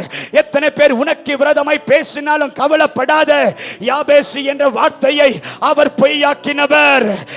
பெனினாளுடைய மலடி என்கிற வார்த்தையை அன்னாளுடைய வாழ்க்கையில பொய்யாக்கினவர். எந்த வார்த்தை குறித்து சோர்ந்து போகாத, எந்த சூழ்நிலை குறித்து கலங்காத, யாரை குறித்து வேதனைப்படாத, அவர் வல்லமையுள்ள தேவன். இன்றைக்கு வல்லமை புறப்பட போகிறது. அதிகாரம் அதனுடைய 12. அவர்கள் திருப்தி அடைந்த பின்பு அவர் தம்முடைய சீசர்களை நோக்கி, ஒன்றும் சேதமாய் போகாதபடிக்கு மீதியான துணிக்கைகளை சேர்த்து வையுங்கள் என்றார். அல்லேலூயா. ஜெபத்தோடு கவனிங்கள். இந்த சம்பவம் எல்லாருக்கும் பரிச்சயமான ஒரு வேத பகுதி. இயேசுவானவர் தனித்திருக்க வேண்டும் என்று ஜெபிக்க புறப்பட்டால், அவரை தேடி 5000 புருஷர்கள் தேடி வந்தவுடனே இயேசுவானவர் பிலிப்பை பார்த்து கேட்டார், பிலிப்பே, என்னை தேடி வந்த ஜனங்களை வெறுமையை அனுப்ப எனக்கு மனமில்லை, இவர்களுக்கு எங்கே அப்பம் கொள்ளலாம்? அர்த்தம், அவரை தேடி வந்தவரை ஒரு நாளும் அவர் வெறுமையை அனுப்பினதில்லை. அல்லேலூயா. இன்னைக்கு அவரை தேடி வந்தது சத்தியம் என்றால், இன்னைக்கு இந்த இடத்தை விட்டு வெளியே கால் எடுத்து வைக்கிறதுக்கு முன்பதாகவே உங்கள் தேவைகளை பரலோகம் சந்திப்பதாக. ஹல்லேலூயா, ஹல்லேலூயா. கவனிங்க. இப்ப அவர் அப்பத்தை கரத்தில் எடுத்தவுடனே அவர் ஸ்தோத்திரம் பண்ணி ஜெபித்து தந்தார். 5000 பேர் புசித்து திருப்தி அடைந்தார்கள். அல்லேலூயா. இந்த 12ஆம் வசனம் அழகா எழுதப்பட்டிருக்கிறது.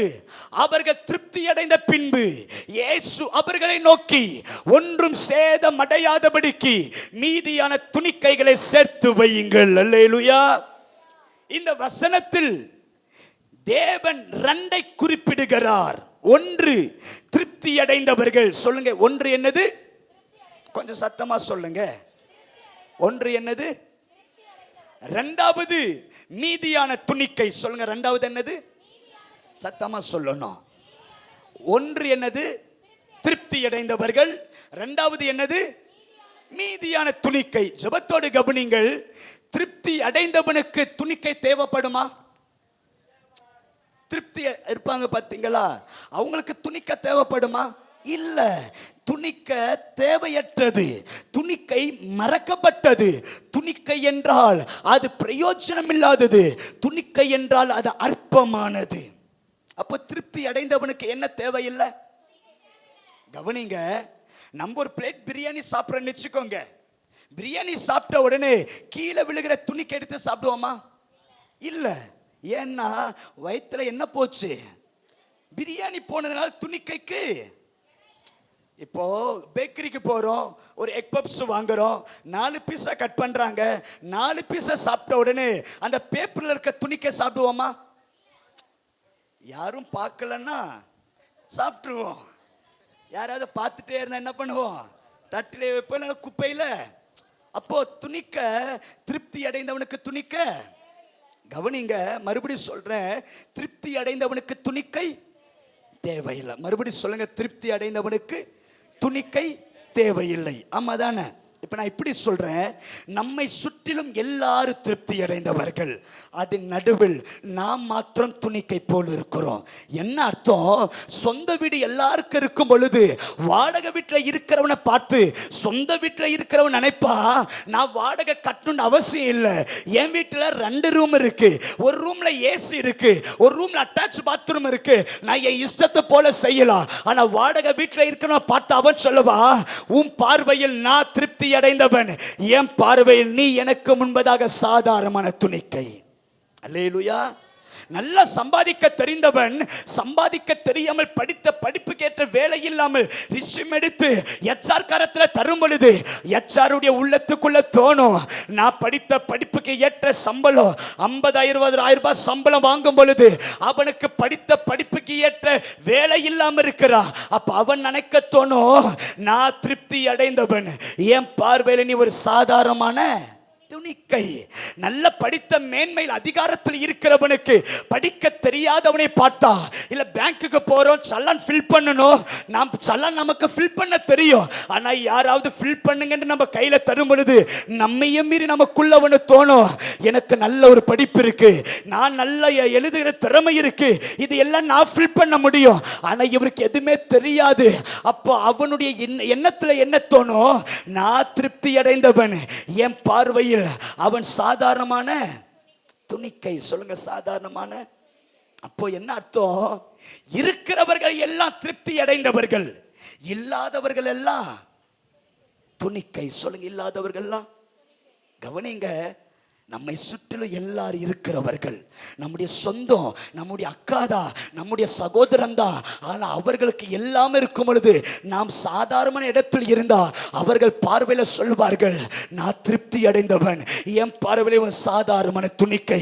அவருடைய பிள்ளைகளுக்கு திருமணம் ஆகும் பொழுது அவர்கள் நினைத்தா வீடு தேடி வந்து பத்திரிக்கை தரலாம், ஆனா வாட்ஸ்அப்ல அனுப்பி வாங்க என்று சொல்லும் பொழுது அவர்கள் நினைப்பார்கள், அவன் வீட்டுக்கு போய் தரணுமா, அவன் என் பார்வையில துணிக்கை போலதான் இருக்கிறானே, நேரா போக வேண்டாம், வாட்ஸ்அப்ல அனுப்பி விடலாம்.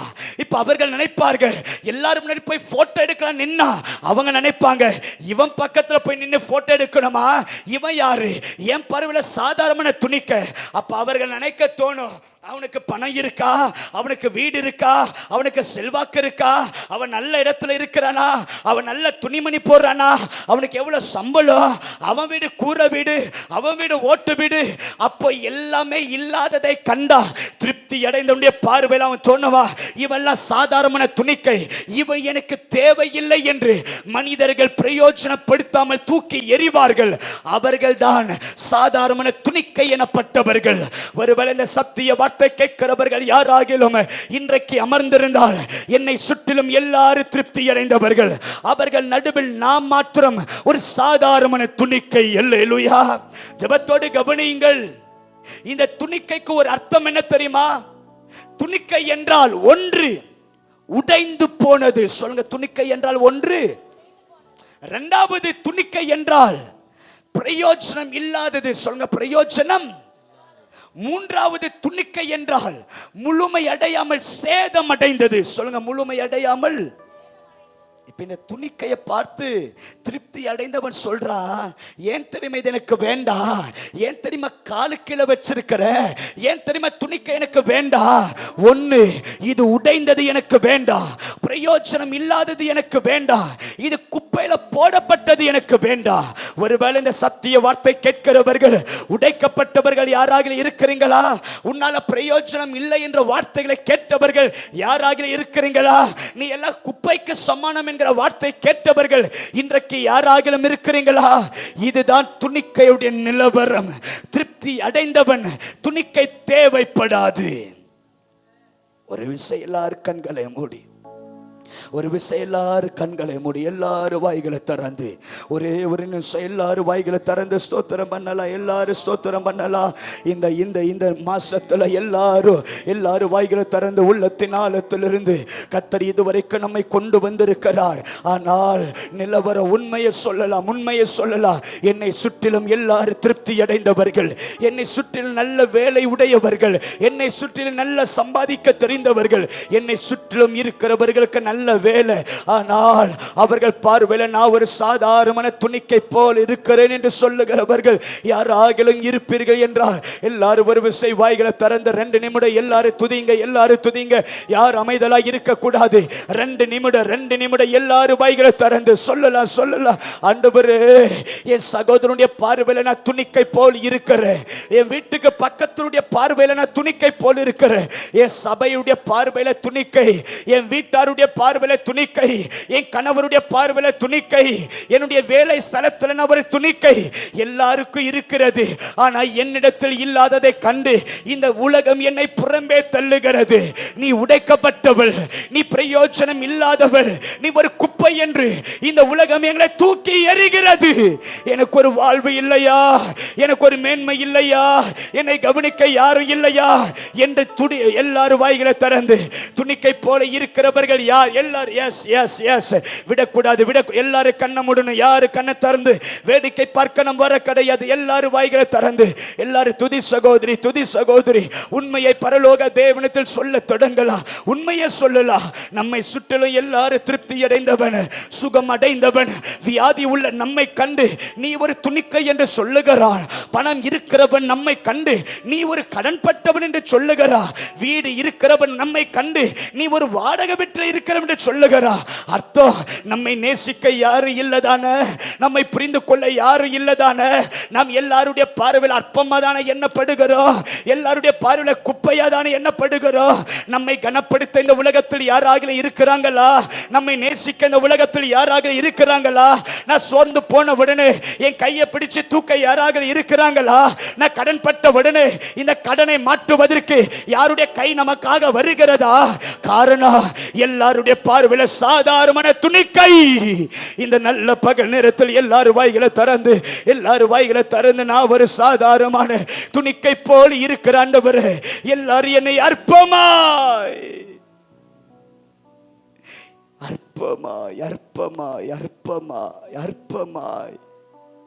நீ உடைக்கப்பட்டவனை கொண்டு நான் என்ன செய்ய முடியும்?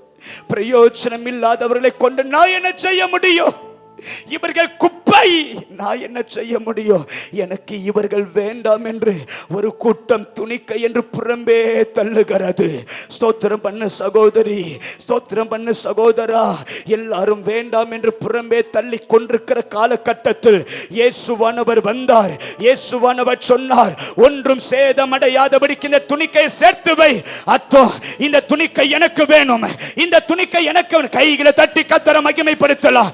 யார் உன்னை வேண்டாம் என்று சொன்னார்களோ, எந்த கூட்டம் தகுதி இல்லை என்று சொன்னதோ, கர்த்தர் சொல்றாரு, இந்த துணிக்கை எனக்கு வேணும், இது சேர்த்து வை. இந்த பகல் நேரத்தில் கர்த்தருடைய வல்லமை வார்த்தை வருகிறது. நீ எனக்கு வேணும், நீ எனக்கு வேணும், துணிக்கையா இருக்கிற நீ எனக்கு வேணும், சேர்த்து வை. ரபடபட தூரலபடலதியா ரக்தா ரீப்தா லசவெடலபே, சேர்த்து வை. நீ எனக்கு வேணும்.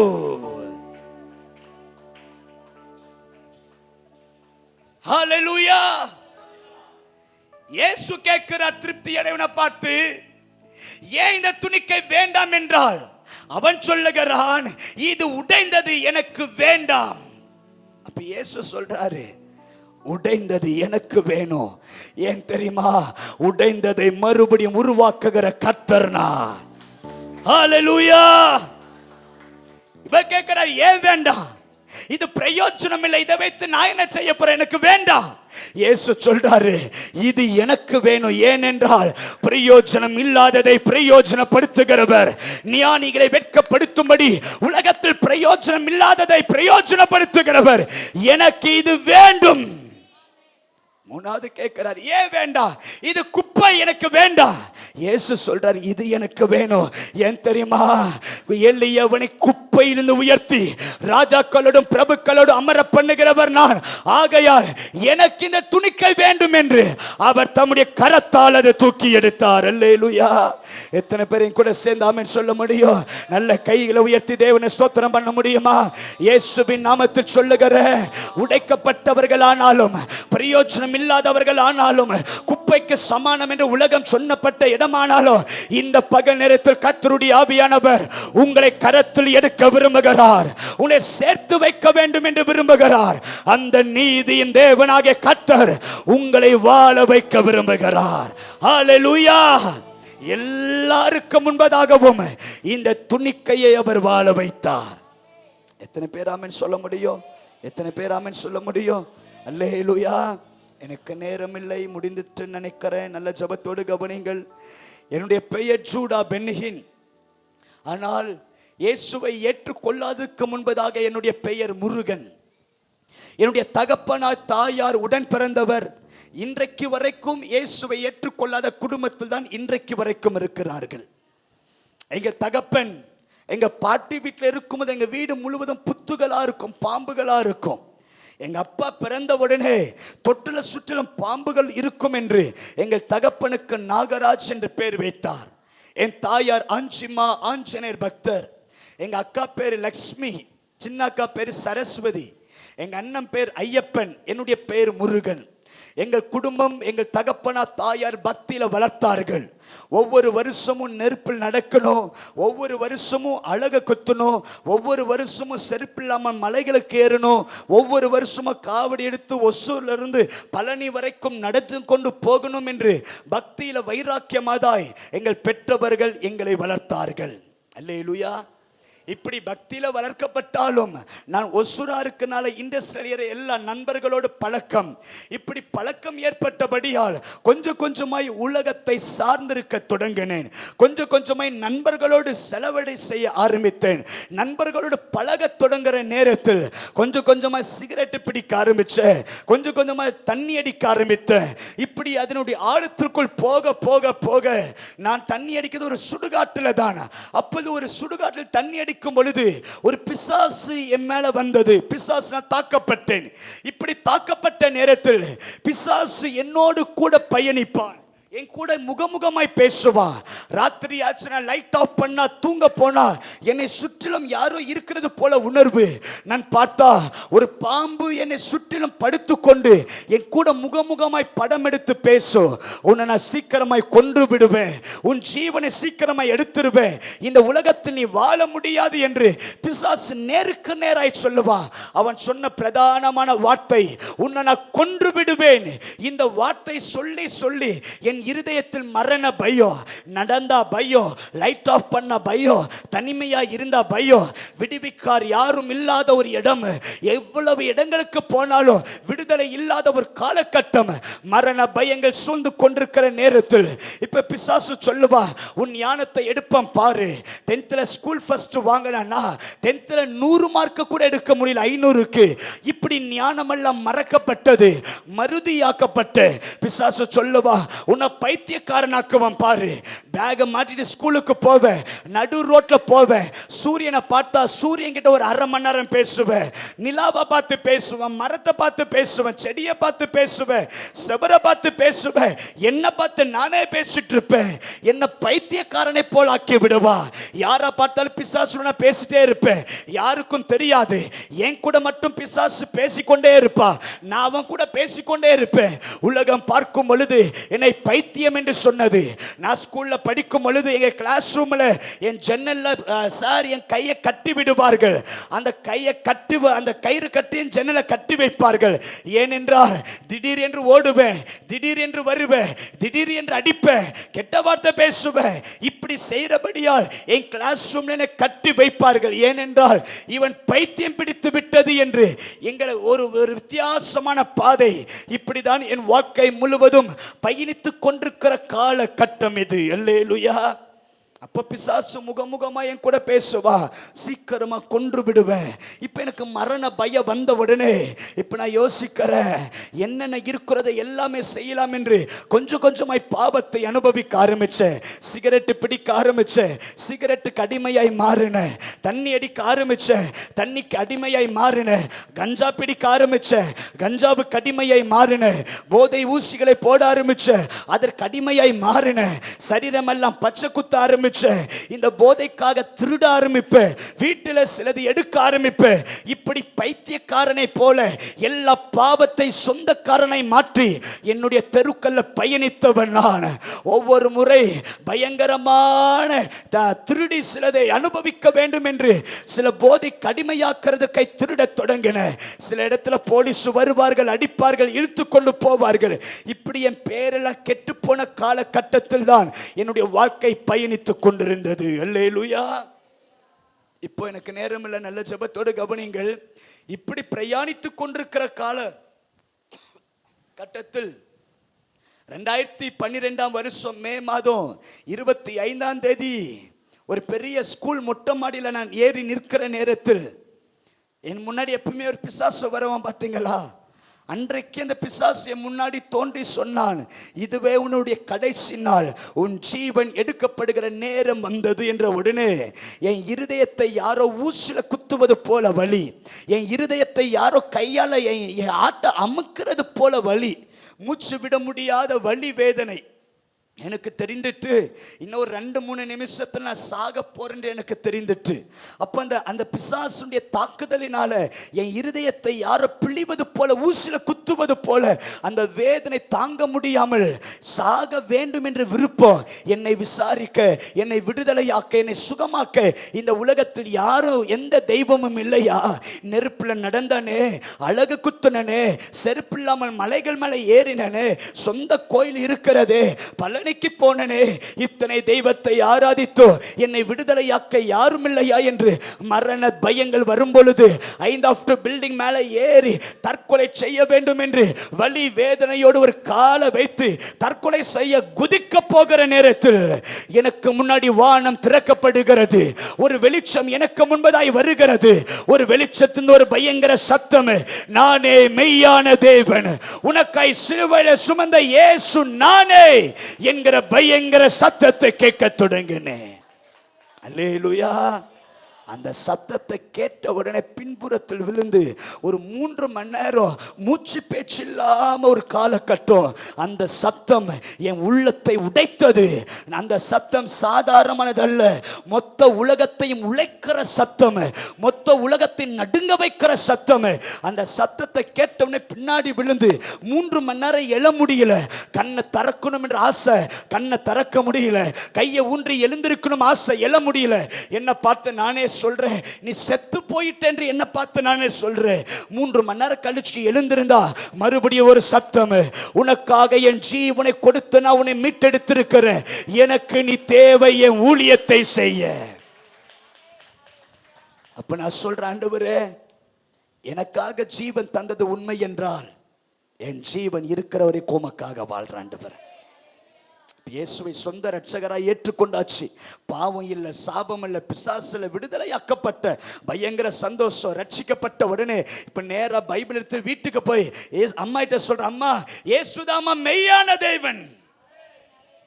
முதலடி தொடப்படி. எனக்கு பைபிள் வாசிக்கணும்னு ஆசை. பைபிள் திறந்து பைபிள் படிச்சா எங்க அம்மா என் கண்ணு முன்னாடியே பைபிளை கிழிச்சு போட்டுருவாங்க, பைபிளை தூக்கி நெருப்புல போட்டுருவாங்க, அடுப்புல போட்டுருவாங்க. ஆனால் எனக்கு பைபிள் படிக்கணும்னு ஆசை. நான் எப்படி தெரியுமா பைபிள் படிப்பேன்? நைட்டு 12 மணிக்கு எல்லாரும் தூங்கின உடனே பைபிளை திறந்து டார்ச் லைட் அடித்து பெட்ஷீட்டை மூடி இப்படி தான் நான் பைபிள் படிக்க ஆரம்பிப்பேன். எனக்கு சபைக்கு போகணும் என்ற ஆசை. சபைக்கு போவதற்காக நான் பாத்ரூமை போய் ஃபேஸ் வாஷ் பண்ணா எங்கள் அம்மா கதவை லாக் பண்ணி விடுவார்கள். அதே மீறி சபைக்கு போனா, சபைக்கு ஆமேன் போட்டு வெளியே வந்தா எங்கள் அப்பா அம்மா பெரம்பை வைத்து சபைக்கு வெளியே நின்று கொண்டிருப்பாங்க. வெளியில் போனால் மரண அடி தெரு தெருவாக எடுத்துக்கொண்டு போவார்கள், சூடு வைப்பார்கள். என் கையெல்லாம் காயமாக இருக்கும், சூடு வைப்பார்கள், அடிப்பார்கள்.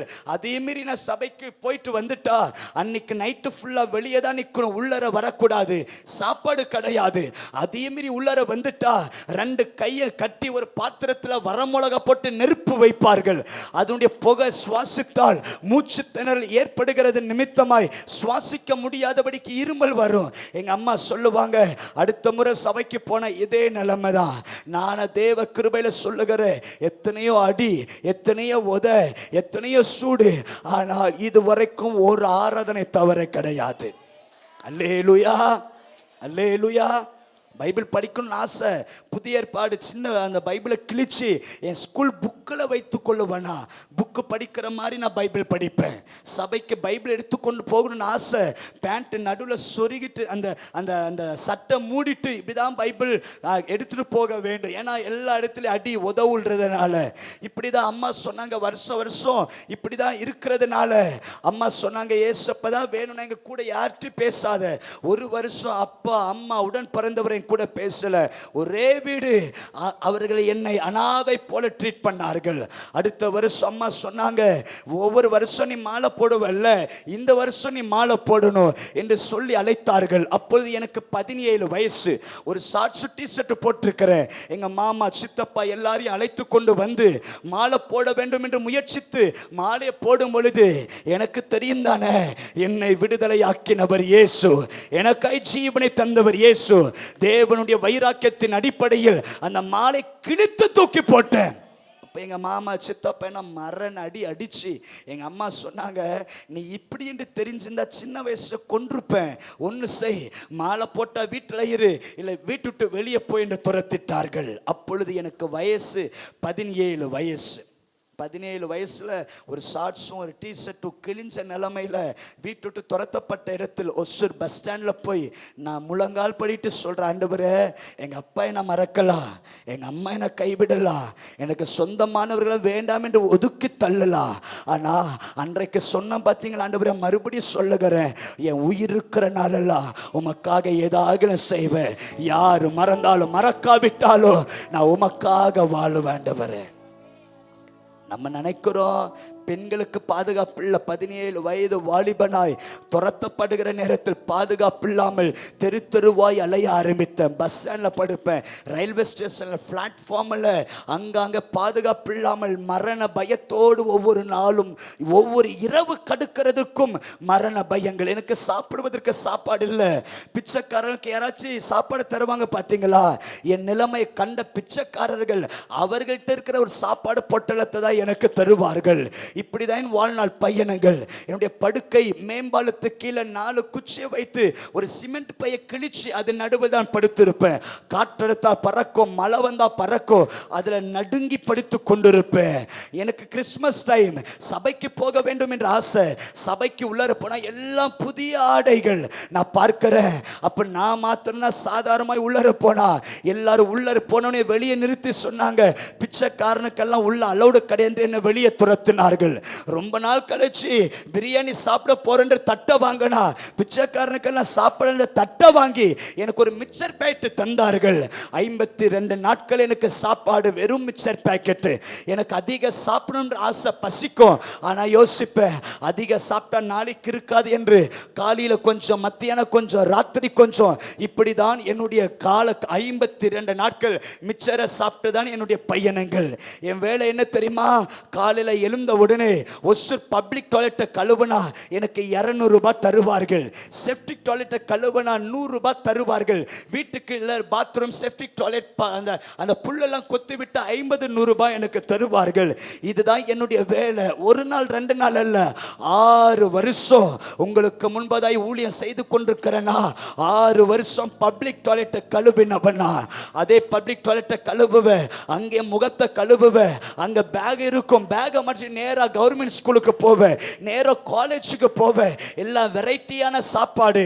ஏன் சாப்பாடு காலையில் ஒரு 10 ரூபாய் கூலை வாங்கிட்டு பார்சல் செய்து காலேஜுக்கு எடுத்துக்கொண்டு போவேன்.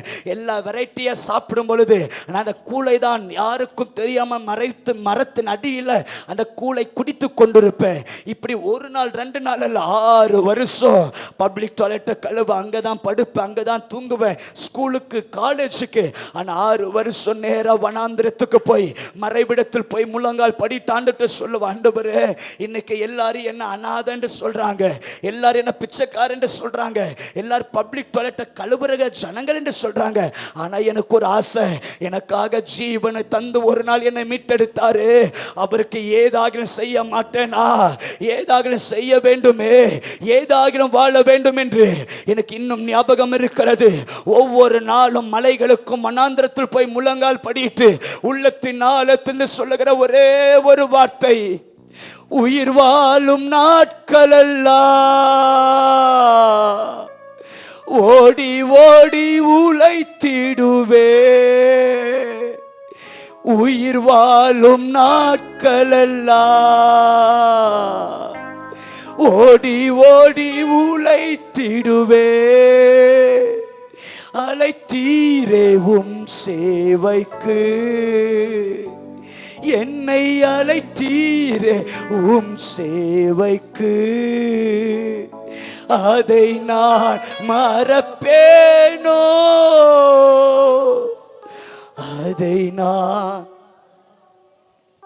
ஒவ்வொரு நாளும் முகலா படியேற்று, ஆண்டவரே இன்னைக்கு எனக்கு எதிர்காலம் இல்லாம இருக்கலாம், இன்னைக்கு தூங்குறதுக்கு இடம் இல்லாம இருக்கலாம், என்னை விசாரிக்கிறதுக்கு யாரும் இல்லாம இருக்கலாம், நல்ல சாப்பாடு சாப்பிடுவதற்கு சாப்பாடு இல்லாம இருக்கலாம், என்னை அரவணைக்கிறதுக்கு தகப்பன் தாயார் இல்லாம இருக்கலாம், நான் தங்குவதற்கு வீடு இல்லாமல் தெருக்குள்ள படுத்திருக்கலாம், இன்னைக்கு என்ன பிச்சைக்காரன் என்று பேர் எடுத்து வைத்திருக்கலாம்.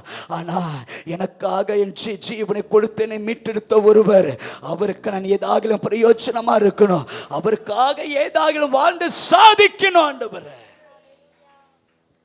பஸ்ல ஏறுவேன், பஸ்ல பிரசங்கம் பண்ணுவேன், இயேசுதான் மெய்யான தேவன். ட்ரெயின்ல ஏறுவேன், இயேசுதான் நமக்காக ரத்தம் சிந்தினவர். பஸ் ஸ்டாண்ட்ல நிப்பேன், இயேசுதான் ஜீவன் உள்ளவர். காலேஜ் போவேன், ஸ்கூலுக்கு போவேன், எல்லாம் ஜாலியா விளையாடுவார்கள். ஆனால் அந்த காலேஜ்ல ஸ்கூல்ல எல்லாருக்கும் முன்பதாய் கிடைக்கிற வாய்ப்பை வீணடிக்க கூடாதபடிக்கு இயேசுவே மெய்யான தேவன் பிரசங்கிக்க தொடங்கினேன். காலேஜ் படித்தேன், மெக்கானிக்கல் இன்ஜினியர் ஆக கர்த்தர் கிருபை பாராட்டினார். பிளேஸ்மெண்ட் வந்தது, ஒரு நல்ல சம்பளத்தோடு ஒரு வேலை, ப்ரொடக்ஷன் சூப்பர்வைசர், ப்ரொடக்ஷன் மேனேஜர் என்கிற ப்ரமோஷன், கை நிறைய சம்பளம், 60,000 ரூபாய் சம்பளம். இப்படி வாழ வாழ என் குடும்பம் என்னை ஏற்றுக்கொண்டது, என் குடும்பத்தை ஆசீர்வதித்து தொடங்கினேன், என் குடும்பத்துக்கு சம்பாதித்து தர ஆரம்பிச்சேன், என் குடும்பம் ஆசீர்வாதமாக இருந்தது. அப்ப ஆண்டவர் என்னை தேடி வந்து சொன்னார், நீ சம்பாதிச்சு உன் குடும்பத்துக்கு தந்து உன் குடும்பத்திற்கு ஆசீர்வாதமாய் இருக்கிறதற்காக என் ஜீவனை கொடுத்து உன்னை மீட்கவில்லை, நீ எனக்கு தேவை என் ஊழியத்தை செய்ய. அன்றைக்கே வேலையை தூக்கி போட்டு நேரார அறைக்குள்ள போய் கதவை அடைத்து ஜெபிக்கிற, ஆண்டவரே என்ன ஊழியம் செய்யறதுக்கு அழைக்கிறீங்க, ஆனா எப்படி எனக்கு பிரசவம் பண்ணணும்னு எனக்கு தெரியல, எப்படி ஆராதிக்கணும் என்று தெரியல. நான் எந்த பைபிள் காலேஜுக்கு போனது கிடையாது, எனக்கு ஒரு பாஸ்டர் கிடையாது, எனக்காக ஜெபிக்கிறவர்கள் தாங்கிற என் குடும்பத்தில் ஒருவர் கூட கிடையாது. என்னை ரட்சித்தீங்கல்ல, ஊழிய செய்ய சொல்றீங்கல்ல, நான் யார் ஆண்டவரே, எதற்காக ஆண்டவரே என்னை தேடி வந்தீங்க, இந்த பூமியில நான் உமக்காக என்ன ஆண்டவரே செய்யணும், நீங்க சொல்லாம நீங்க ஆசீர்வதிக்காம நான் ஊழியத்துக்கு வரல. ஒரு தீர்மானம் எடுக்கிற, கதவை அடைத்து நான் உங்களை பார்க்கிற வரைக்கும் சாப்பிட மாட்டேன் ஆண்டவரே.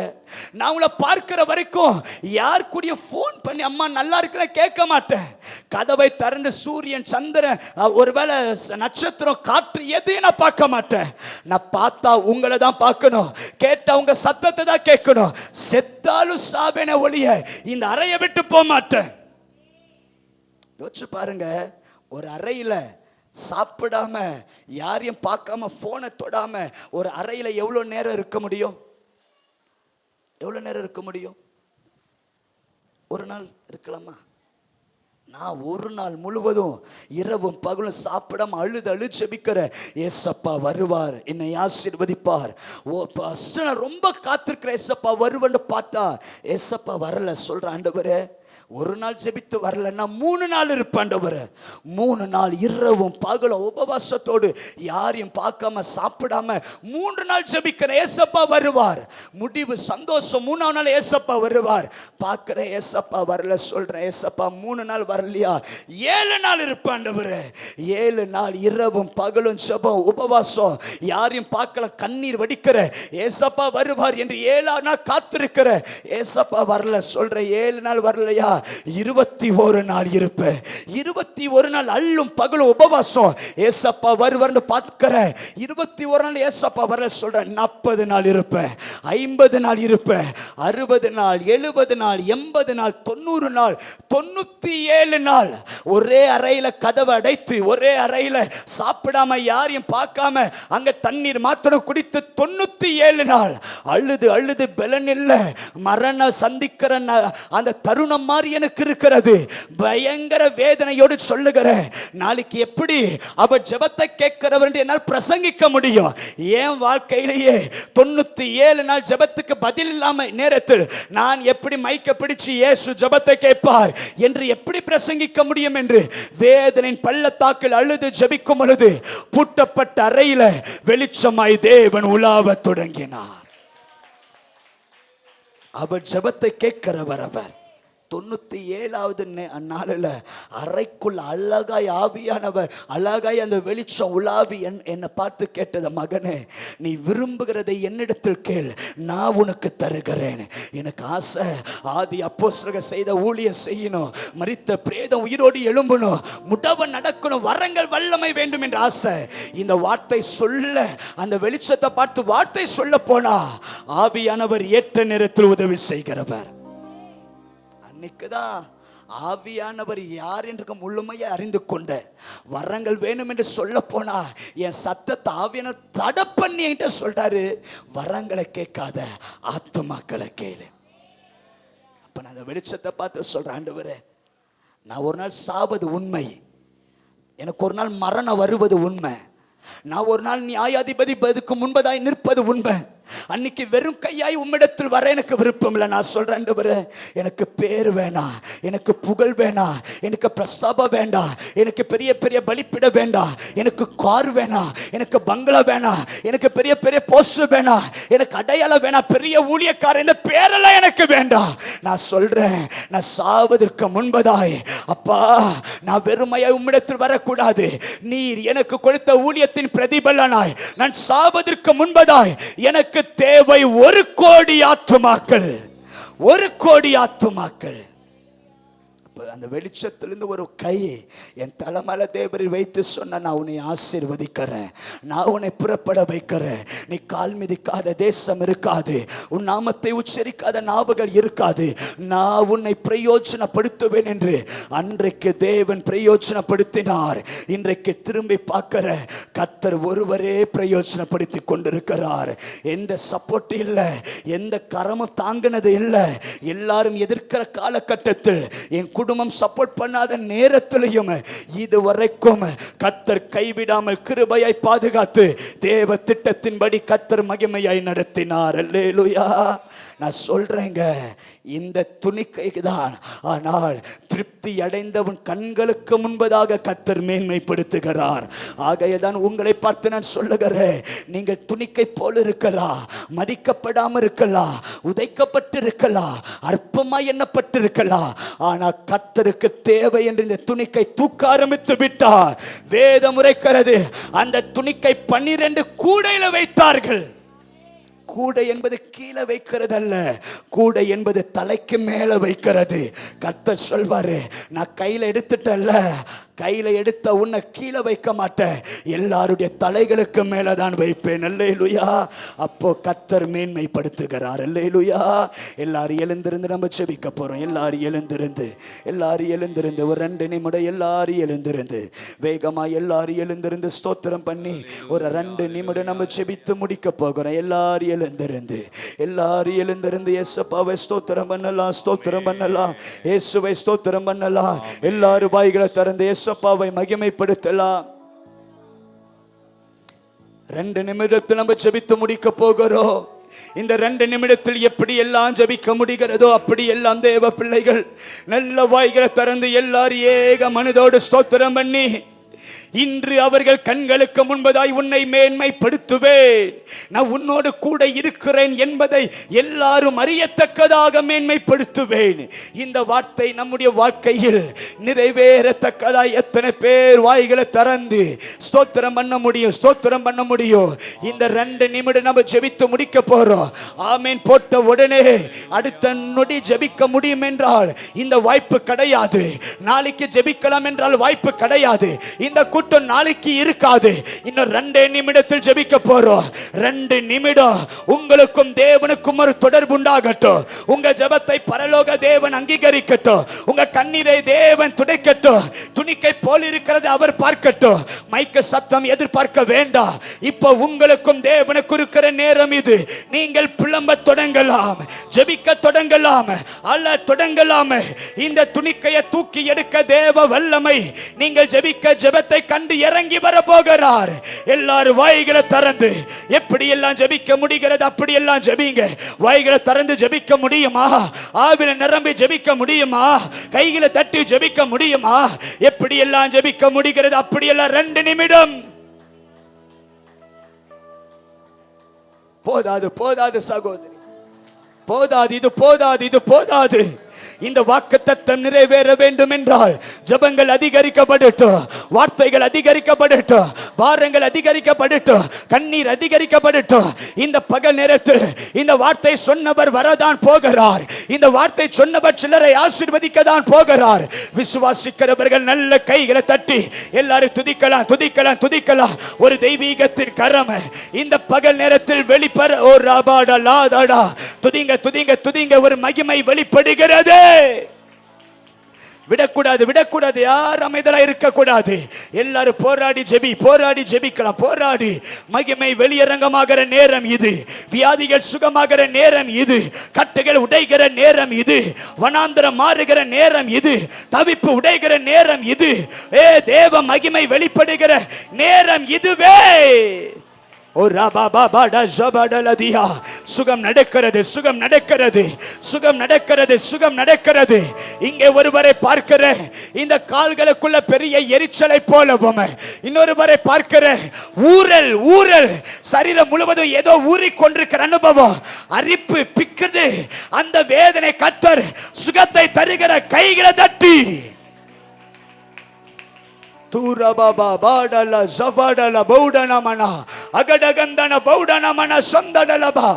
சுதந்திரம் இறங்கி வருகிறது, விடுதலை இறங்கி வருகிறது, அற்புதம் இறங்கி வருகிறது, ஒரு அபிஷேகம் இறங்கி வருகிறது.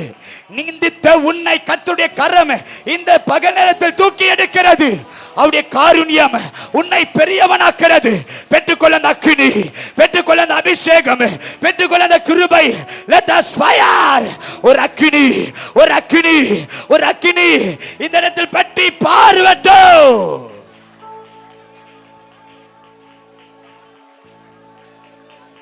பிரிவினை உடைகிறது.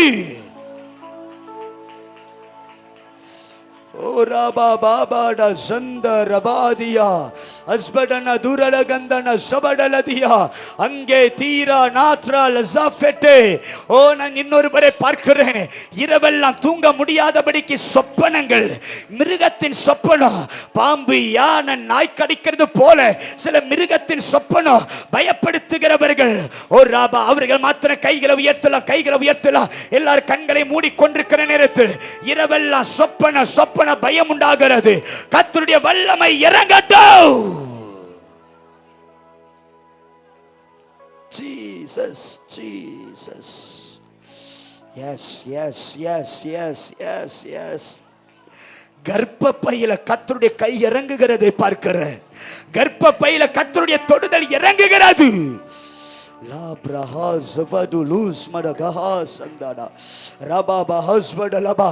கர்த்தருடைய சுகம் அநேகர் மேல் இறங்கி கொண்டிருக்கிறதை மகிமைப்படுத்தி நல்ல கைகளை தட்டி கர்த்தரை மகிமைப்படுத்தலாம். சிலருக்கு சுகம் உண்டாகிறது, சிலருக்கு விடுதலை உண்டாகிறது, கர்த்தருடைய மகிமை வெளியரங்கமாகிறது. நல்ல கைகளை தட்டி தேவனை மகிமை. ஓ ராபா பாடா லசாஃபனா மஹாசன் லிஸ்படுமோனோ ஹூசஃபாட்டே செஃபெட்டோ.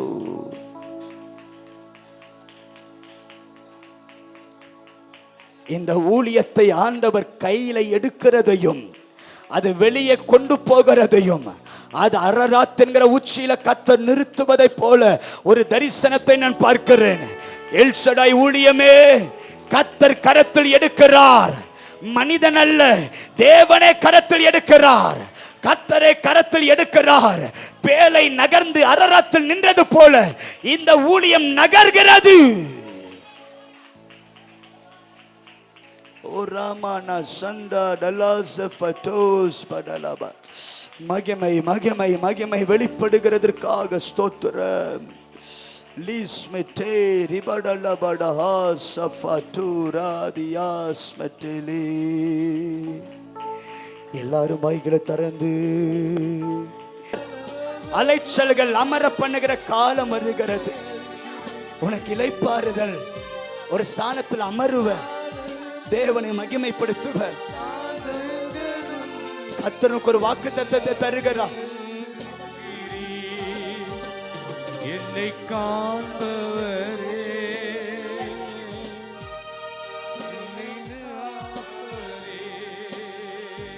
பயப்படாத மகளே, இந்த அலைகள் உன்னை சேதப்படுத்தாது. உன்னை நான் அக்கறைக்கு கொண்டு போவேன். உன் படகு அக்கறையில கொண்டு போகும், சேதப்படுத்தாது. ஸ்தோத்திரம் ஸ்தோத்திரம் ஸ்தோத்திரம். உன்னை அதிகாரத்துவத்தில் நிமிர பண்ணுவேன். உன் கைகள் ஓங்கி நிற்கும்.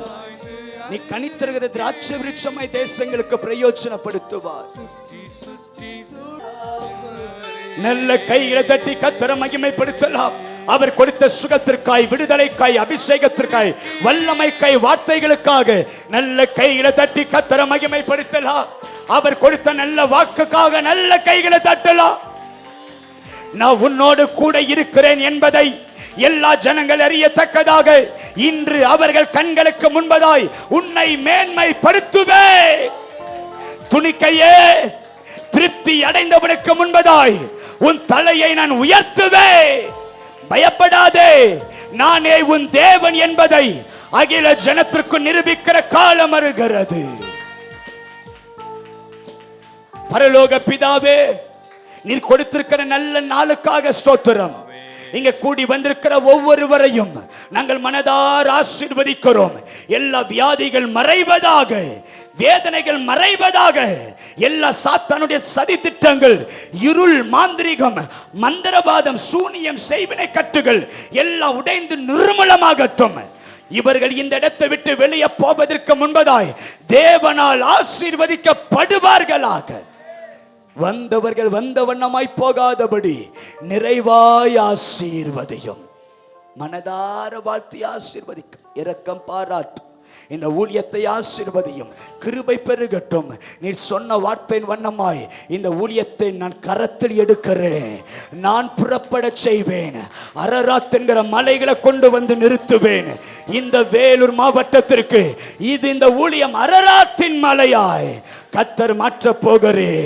பேலை நகர்ந்தது போல எல்லா ஜன கூட்டத்துக்கு நடுவில் நகர போகிறே. உங்க கிருபைக்காய் ஸ்தோத்திரம். எல்லாரையும் ஆசீர்வதியும். கிருபை பெருகட்டும். இரட்சகர் இயேசு கிறிஸ்துவின் நாமத்தில் ஜெபிக்கிறோம். ஜெபம் கேளும் நல்ல பிதாவே.